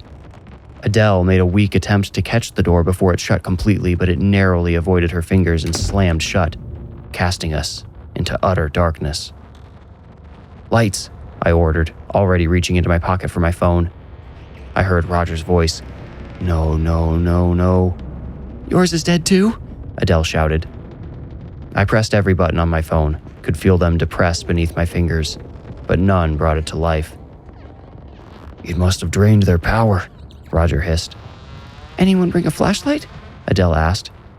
Roger gasped. "Oh, no, but I do have..." Seconds later, a tiny firelight appeared in his hand. He held up a Bic lighter from his satchel, illuminating our grouped faces. He grabbed a decorative candle off the entryway table and lit it. Never actually intended for use, the candle burned weakly. Every flicker made me believe darkness would reclaim us. With time for our eyes to adjust, the rest of the room slowly came into view around the candle in Roger's hand. "Oh, here," Adele said, shuffling away from us toward a sprawling floral arrangement near the end of the table. In the center of the arrangement stood a candelabra with 3 white candles which appeared to have never been lit. Roger hurried over, and with some difficulty spread his small flame to each of them. "Will you carry it?" Adele asked me. I agreed automatically, failing to predict that this would make me our flagship as we pressed on. The only way forward took us through a transitional archway into a massive entertainment space with matching couches running parallel on either side of a tree root coffee table. At the edges of my faint candlelight, I saw a stocked bar, which I must admit tempted me, a billiard table, a dartboard, 2 TVs, a mini fridge, and even not one but 2 doors leading to restrooms perpendicular to a third door which led to the rear patio. I knew why the main space in the Crutchfield's mansion was designed this way, but if I tell you, it might make it too easy to guess Lawrence and Adele's true identities, and my professionalism simply won't allow it. At each side of the room, hallways branched into the east and west wings. Neither held anything but blackness for us, so Roger and I turned to Adele for direction. "Me? I don't know where we should go," she said. Roger, guessing, said, "Let's try this way first," and pointed down the hall to our right, the east wing. I led them that way. "Do you have any idea what we're looking for or what we're going to do when we find it?" I asked Roger. "Well, you would know better than I what we're looking for, wouldn't you?" he retorted. I shook my head. Yes, I had seen the demon child, but the experience hadn't been very enlightening. If I thought I knew anything, it was that we shouldn't have been in that house. But that I attributed solely to the way the shadow-saturated place made me feel while we walked through it. About halfway down the hall, before we came to any rooms, Roger reached forward and grabbed me around the bicep. I wanted to beat him with the candelabra, but contented myself with snarling at him. He held a finger to his lips and turned his back to me. I saw Adele also facing the way we had come. "What is it?" I whispered, not bothering to mask my impatience. "I'm not sure," said Roger. "I sense something." As if its cover had been blown, something in the west hallway with a voice like dusty gravel groaned,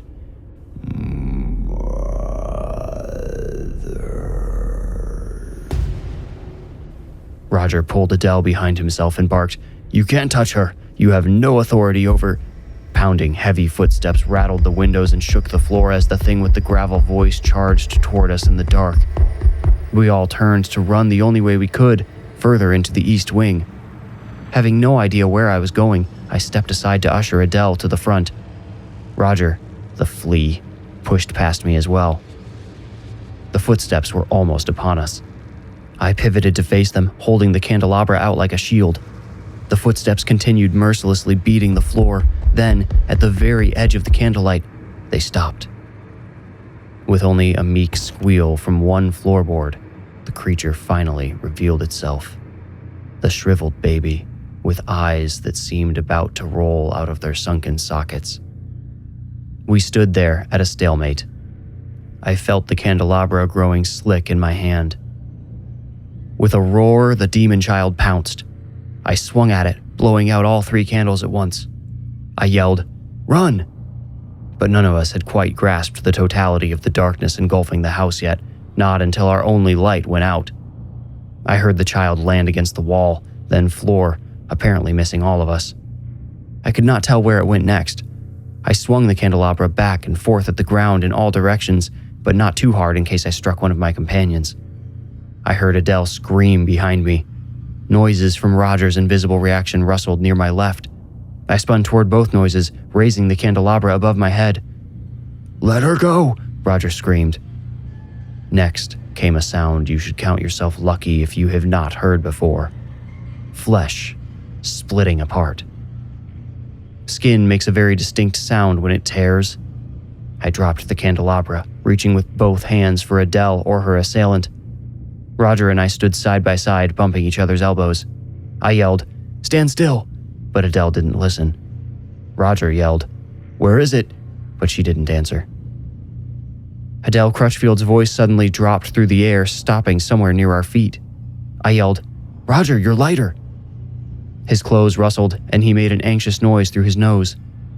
I heard the scratch of his lighter once, twice, 3 times. On the 4th, a spark flashed, and on the 5th, A tiny flame finally appeared like a projection from his quaking fist.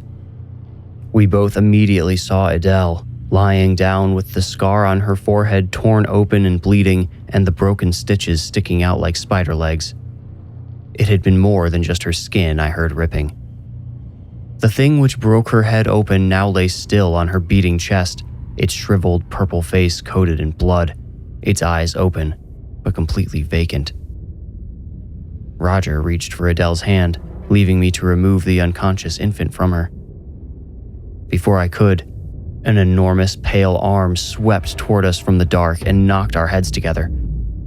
I felt stunned but remained on my feet. Roger hit the wall. His lighter went dark again. Dizzy, I once more yelled for everyone to run and sprinted away. I wasn't sure which direction I'd picked, but no walls or furniture got in my way, so I ran.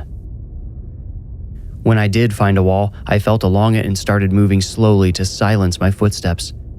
This proved relatively easy, with the chaotic thumping and shouting coming from Roger and Adele, who'd apparently taken off in the opposite direction. I feel no shame in telling you, it frightened me to be alone in the dark. But to be completely honest, I found it comforting that the others continued making so much noise, putting targets on themselves. It surprised me to learn I'd left the hallway. The wall I found and followed took me deeper into the entertaining room we'd first entered. I discovered this when I ran stomach first into the bar.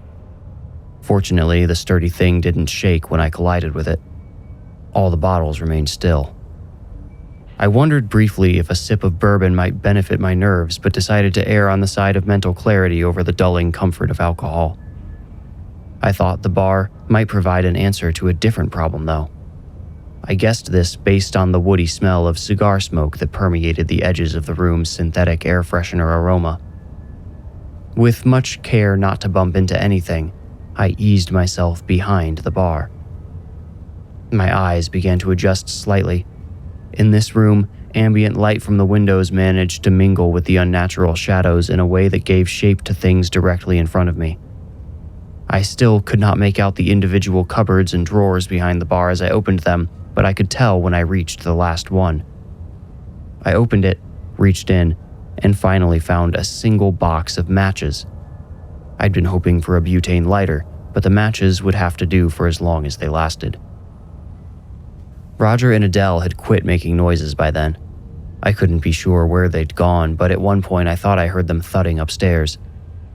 I hoped their silence meant they'd found somewhere safe to hunker down, but I didn't care about them enough to alter my own plan of escape. Saving the matches until I needed one, I crept out from behind the bar. I could ever so faintly detect the couches and the tree root table, which looked like a lurking eldritch creature in the dark. I used these landmarks to orient myself toward the invisible archway, which would lead me to the front door. Thunder clapped outside. I wondered if it was still raining. Not that it mattered. Once outside, I would sprint to my car and evacuate the land. Maybe I would call for help for Adele and Roger, but probably not. I owed nothing to either of them, and frankly, if Adele met her end in that dark house, I would be glad to be free from her, as well as from the evil she'd brought into this world. I felt no obligation to her, or her confused spiritual advisor for that matter. After leaving the couch's side, I entered a limbo of darkness which required me to extract one of the matches. I struck it along the edge of the box. With that satisfying little pop, the match birthed a tiny flame. I held it out, finding the archway with ease. I was almost free. I stepped through the archway. Its shadow seemed to bend around me as I stepped through the entryway. My dying match lit up something I did not expect to see, something which threw a huge wrench in my escape plan. A massive, bearded, bloodied man, wearing tattered brown overalls and what had once been a white shirt, now stained red, guarded the front door. I shouted, "You!" My panicked questions, "Who are you? What are you doing? What do you want?" all condensed into that one word, "You." And then I stood there, dumb, both waiting for an answer and considering what to do next. Physically, I stood no chance against the behemoth in front of me. I could let the match die and then take my chances hiding in the dark, but something about the behemoth's piercing pinprick eyes made me think he wouldn't need light to find me. My match went out. I quickly struck a new one. The man guarding the door did not move. It seemed he had one purpose, and one purpose only: to guard the door. I wondered if he could just be a mannequin or animatronic. It would explain his unnatural stare. Before I could begin any sort of advancement, though, the enormous guard crumpled to the floor in a heavy heap of thudding limbs, startling me almost as much as his initial appearance. I wasted no time climbing over him to reach the door, though. I had my first leg hanging over him, ready to step across, when his eyes opened, and the hateful hunger I saw in them caused me, before I even realized it, to scream.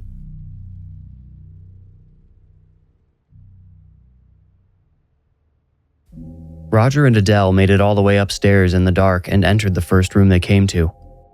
Roger closed and locked the door. "Where are we?" he asked. Adele panted. "It's the bathroom." Roger flicked his lighter as thunder rumbled above, startling them both. His hand jerked in surprise, prematurely killing the light. In its brief flash, they saw they had indeed shut themselves into a windowless bathroom with no way out besides the door and no way to see what waited for them on the other side of it. Roger lit his lighter again. This time, he held it steady. He said, "Look around for something we can use as a weapon." "Some spiritualist you are," Adele scoffed as she began opening drawers. "Excuse me," Roger snorted. Adele said, "I thought you could do some sort of cleansing to fix this. Now you're talking about weapons? Roger, did you listen to my story at all? The spirit emerged from the fires of another realm. You can't kill it with a..." She held up a straight razor that had, until recently, belonged to her husband. "Give me that," Roger growled. He snatched the closed razor from Adele's pinched grip. She looked at him, startled by his sudden aggression. He flicked his wrist, opening the razor up as another roll of thunder shook the ceiling above them. He said, "This isn't for the child. It's for whatever hit me and Glenn downstairs. There's something else here, and it's strong. Until we know what it is, I'd like to be prepared for..." Ugh! He suddenly flicked his wrist and the light went out. It flickered back to life in his other hand. "Sorry, my thumb got too hot to..." He trailed off when he noticed Adele's jaw dropping and retracting, tightening the skin on her face. Her eyes grew, looking slightly downward, and her lips came back together in a whimpering frown. Roger asked, "What do you..." but trailed off again as he saw for himself what caught Adele's attention. A tiny, purple hand writhed under the base of the door. Nubby fingers sprawled as if reaching for something inside, reaching for them. It went still when he crouched to examine it. "Roger," Adele warned. "What are you doing?" Shaking his head and gritting his teeth, Roger replied, "We've got to get out of here." He gripped the razor tightly and offered his lighter to Adele. "Roger, no," she pleaded. He shook the lighter at her, grimacing. She repeated her denial, but when Roger released his thumb and the flame went out, her hands shot forward to take the lighter from him. The tip burned her palm. She still attempted to relight the flame over and over as she heard the terrible, dry sound of the razor cutting soft, dry flesh. Finally, the small flame returned. Roger was now on his knees, gripping the tiny fingers with one hand and sawing at the purple wrist with the other. Adele felt herself about to faint. She collapsed onto the toilet lid and turned to vomit into the bathtub. "It's not fighting back," Roger observed as distantly as if he were watching the butchery happen in a movie instead of performing it himself. He looked at Adele, brow scrunched. When she remained unresponsive, just sobbed over the tub, Roger stood, pinching the blackened, dripping razor tightly. He kicked the partially severed hand and witnessed no response. He jerked the door wide open. "Roger!" Adele screamed, coming to, but nothing happened. The lighter's pitiful glow bled into the hallway, barely reaching as far as the infant's still body on the hardwood floor outside the bathroom. It lay face down. Like after it couldn't get inside the bathroom, it just gave up and died.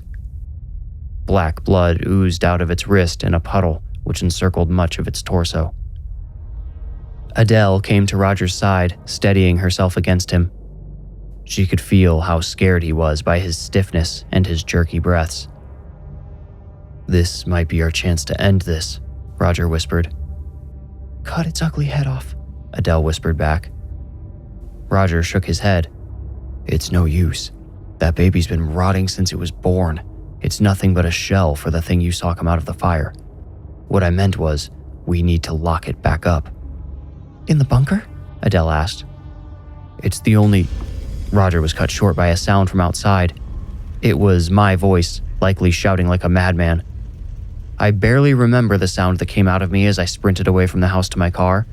I could feel every heavy raindrop that bombed my skin, but the lumbering behemoth chasing me made the rain pretty easy to ignore.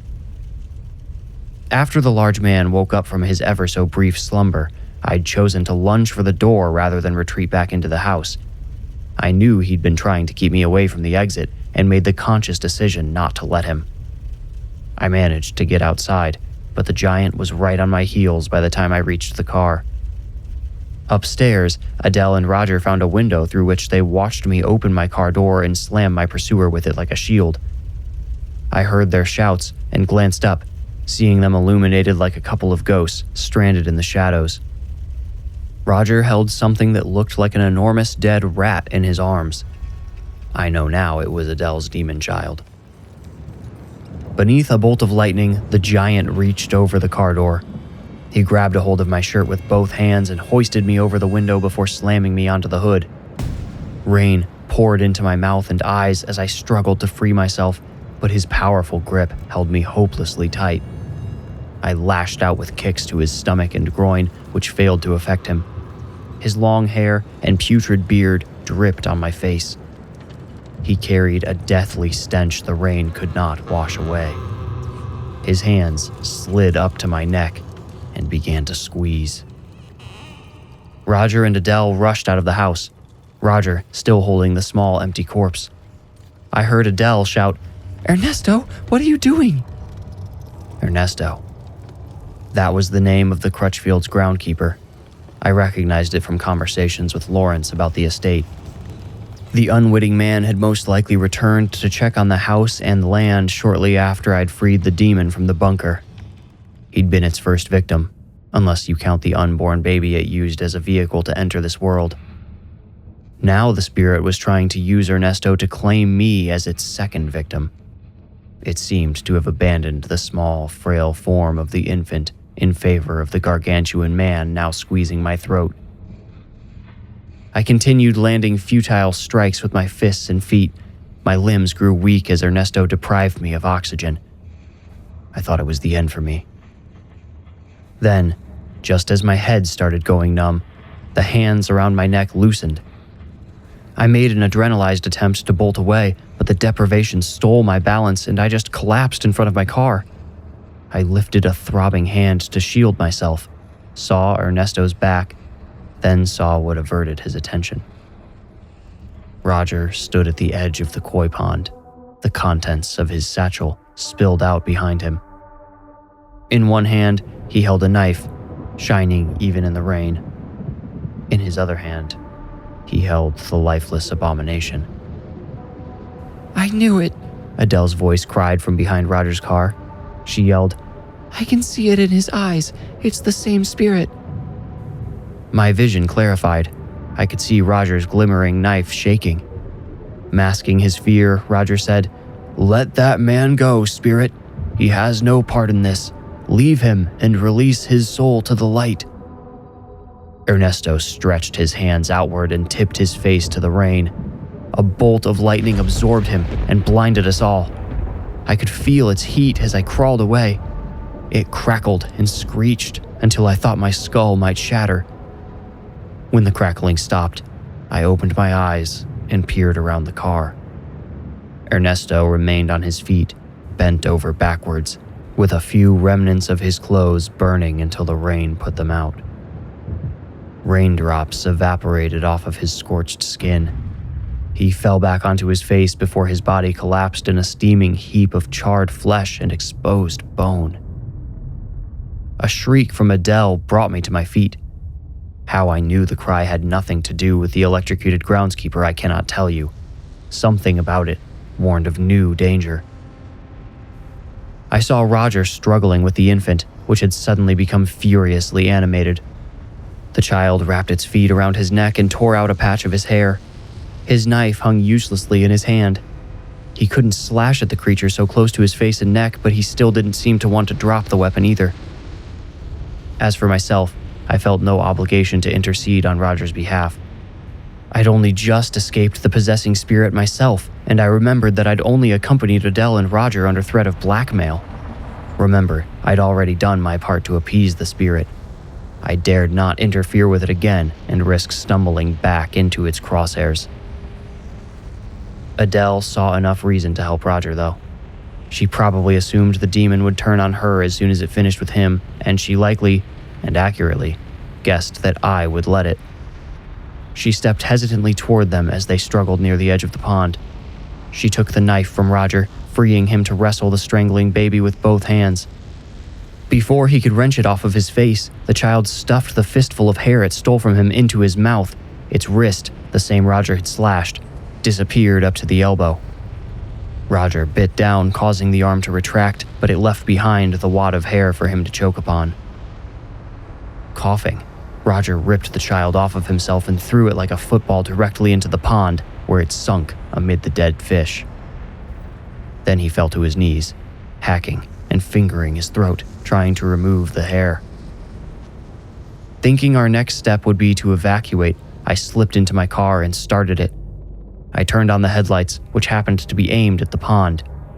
I watched the ripples from the child's landing, but saw no sign of the child itself. The dead fish held my attention, though, even as Adele began shouting at me for help with Roger. The fish defied the expanding ripples and slowly began to coalesce around the child's impact.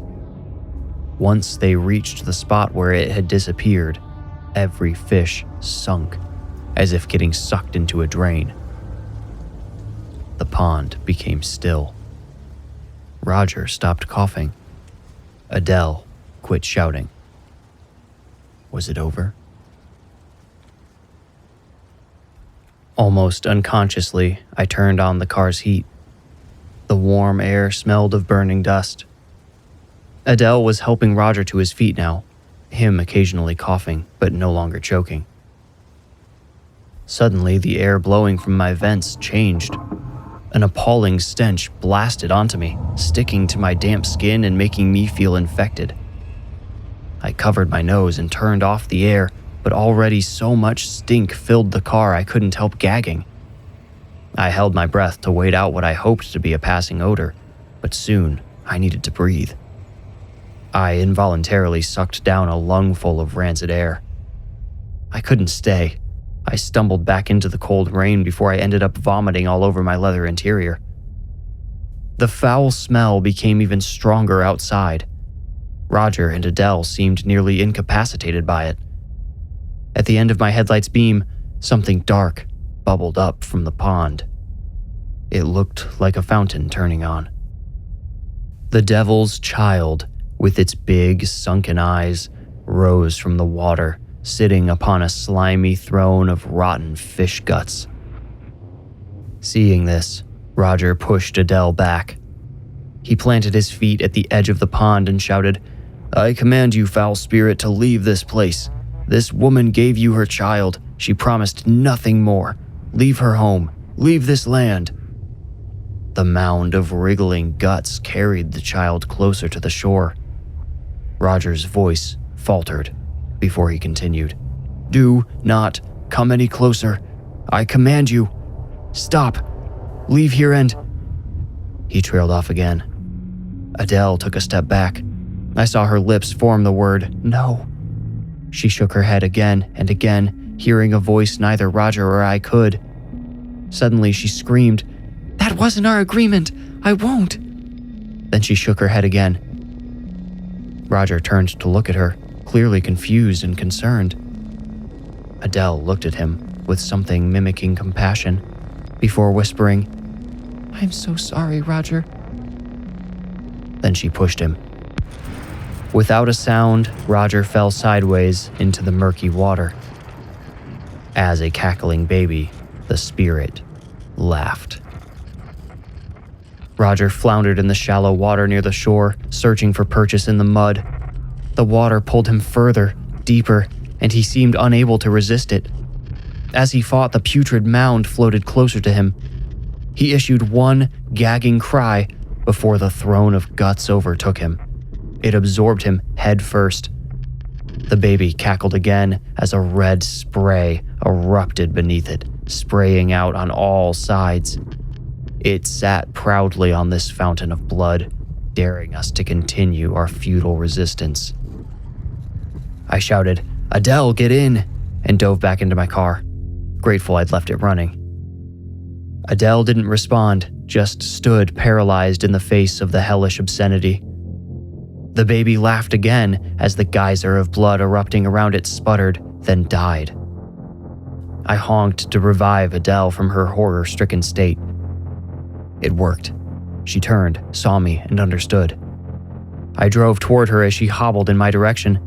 I watched the demon child's eyes follow her, dead, yet somehow so full of malicious hatred as they caught and reflected my headlights. I hit the gas before Adele closed her door. I steered us toward the gate, preparing to ram through it. The car would take damage, would likely be totaled, but I knew it could break the gate open. It had enough power. Unfortunately, my car's power did not match that of the devil which pursued us. As we barreled toward the gate, gaining speed, a sudden crack and flash shocked me back, pushing me away from the pedals and steering wheel. I only knew the car had flown into the air when it came crashing down. We'd been struck by a lightning bolt of equal power to the one that immolated Ernesto. In case it needs to be said, the car was dead. The interior went completely dark. The windshield was shattered. Adele, in total panic, tried to escape through her door but found it wedged shut. The frame must have been bent on impact. My door, thankfully, opened. After grabbing a flashlight from my glove box, we both crawled out, our heads buzzing with leftover electricity. I spared one glance at the pond, at the demon child resting on its throne of blood-painted fish gore, and ran. The house was a trap. I assumed Roger's car would be met with the same fate as mine. I ran toward the only remaining shelter, the bunker. Adele followed me slowly, yet for reasons I dared not dwell upon, her child did not pursue her. Eyes lingering upon us, it sunk back below the pond's surface. We made it across the golf course, all the way to the manhole, down the ladder, and into that long, dark tunnel, purely on adrenaline. "What now?" Adele whimpered. I shone my light upon her frail, shivering form, outlined by her saturated clothes. She looked like an alien, with her hair flattened against her head and neck. "I'm not sure," I lied. "Just follow me." I knew what I had to do. I'd known since we crawled out of the wreckage of my car. I led Adele to the room at the end of the tunnel. The door was still open from the demon's escape, the escape I'd selfishly enabled. What I needed to do now would be no less selfish, I knew. But again, remember I had not become involved in this situation by choice. Adele held my past involvements against me, had coerced me into being in this moment, in this place. The blame for her fate rested entirely on her shoulders, since her husband wasn't there to bear his fair share. We stepped over Lawrence's ashes and entered the desolate room at the end of the hallway. The key was still in the lock on the interior side of the door. The fateful cigar box Lawrence brought to me lay open in the center of the floor. As I shut the door and turned the key, Adele said, "That won't keep it out forever. We don't have anywhere left to go." "I know," I said, turning toward her, my light once again finding her weak form. She must have seen my intention written on my face. She took 3 steps back, cowering against the far wall. No, I said, I would tell you I'm sorry, but you brought this on yourself. I'm not going to end up like Roger. I'm only here because of Lawrence. How is this fair? Adele cried. It's not, I replied, pushing up my sopping sleeves. If I felt any regret, it was because of how easily Lawrence had gotten off. It should have been him pressed against that cold wall. But Lawrence was dead, and now the representative of his actions would pay for his sins. Without another word, I dropped the flashlight and lunged forward. Adele recoiled, but she could not escape my hands. They slipped on her wet skin at first, became tangled in her hair, but eventually I found purchase and squeezed her throat. As she writhed in my hands, I felt her life force leaving her body. Her pulse quickened before growing too faint to detect. We slid down the wall together. I held on as we landed on our sides. I waited for 3 minutes after she went still to release her. She did not move again. Whether it arrived while I was killing Adele or entered the bunker after the life left her body, I cannot know for sure, but I noticed the stench of the demon after I picked up my flashlight again. Hoping I was correct that the demon felt no claim to me, I turned the key in the door and put it in my pocket. Jaw clenched, I opened the door and shone my light into the hallway. It stood just outside. The demon child now stood 6 feet tall, armored in the disemboweled remains of Roger and the fish, as well as charred pieces of Ernesto, all gathered into a single putrid vessel. I left what you want in there, I said to the foul thing. The child's face stared down at me curiously. The smell of it alone felt like a possession. But it made no movement toward me. I stepped outside the room and moved aside to let it through. Its gaze fell upon Adele's still corpse, and, much to my relief, it entered the room. Without hesitation, I slammed the door shut and shoved the key into the lock. After I turned it, I instantly heard the roar of flames behind me. Pocketing the key, I turned and saw a doorway which had not been there before, yet was all too familiar. I'd seen it in my dreams. I knew what awaited me on its other side. I approached the new door slowly, knowing what lay beyond it, yet still too afraid to open it. Once I stood in front of the new door, I looked down at the key in my hand, then back toward the door at the end of the hallway. The demon wanted release again. Now that I'd seen its power, I no longer believed a simple lock could contain it, though. Why torment me over the key, then? I could infer only one answer. It wanted to make me bend the knee. The demon wanted access to my position, my knowledge, my power. I safeguarded the secrets of the rich and powerful. I'd been entrusted with access to the darkest parts of their lives. If I wanted to, I could control a significant number of the world's elites.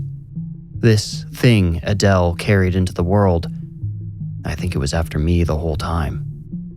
It probably saw this moment coming eons ago. Well, I didn't think it would see this coming. I opened the door, saw my burning room, saw my own corpse broiling in my bed. With one last look at the key, I threw it overhand into the blazing bedroom and slammed the door shut. No one stopped to help me as I walked the many miles back to town, soaked, bleeding on my arm from a cut I suffered climbing over the locked gate. There was no storm outside of the Crutchfield's estate. Around their property, the sun shone down, warming me, providing me my only comfort.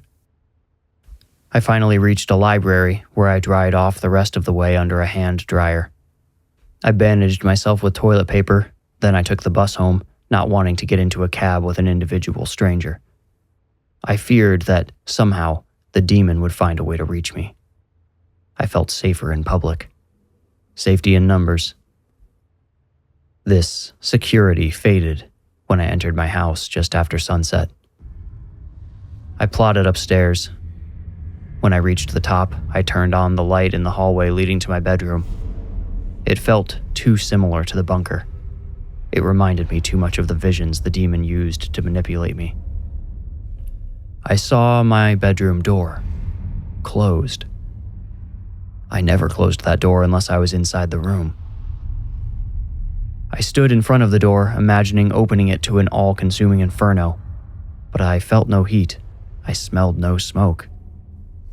Eventually, my observations, or lack thereof, allowed me to turn the knob and push the door open.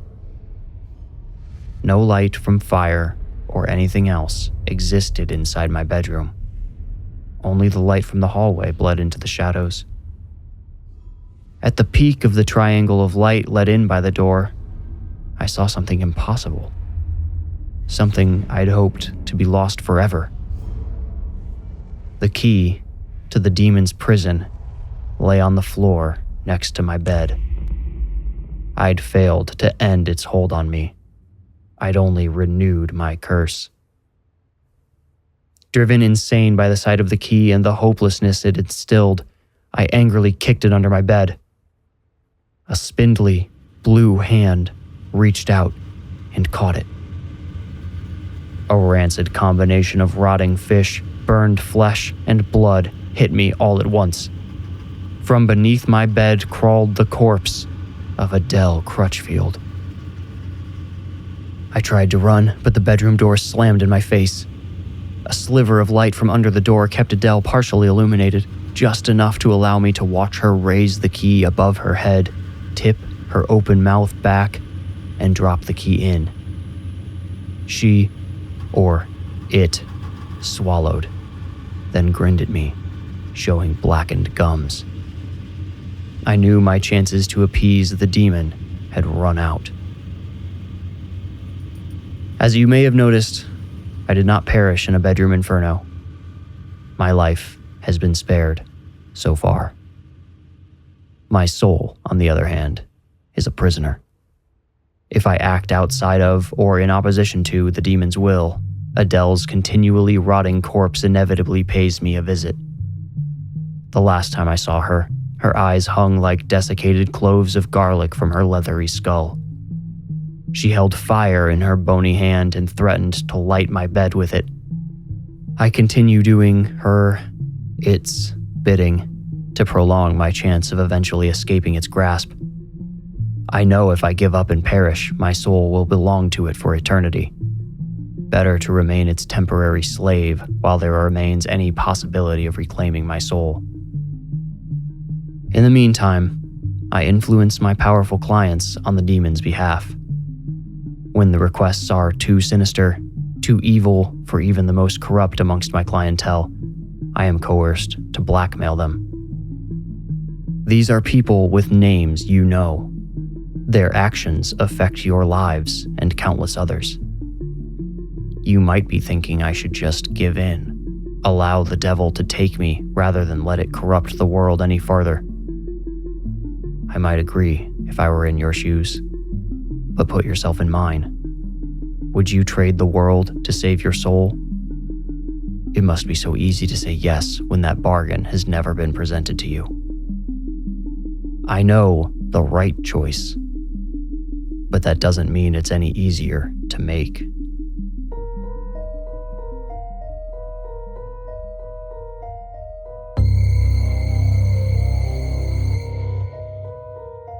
This concludes the Crutchfield estate. If you enjoyed the story, please rate, like, review, or subscribe. For early ad-free episodes and behind-the-scenes episodes I call Into the Woods, become a patron at patreon.com/thewarningwoods. You can also support the show by purchasing merch. The merch store and Patreon links are in this episode's description. To stay up to date, follow me on Instagram and TikTok at The Warning Woods. When you feel ready, meet me here for another journey into the Warning Woods. Thank you for listening, and once more, Happy Halloween.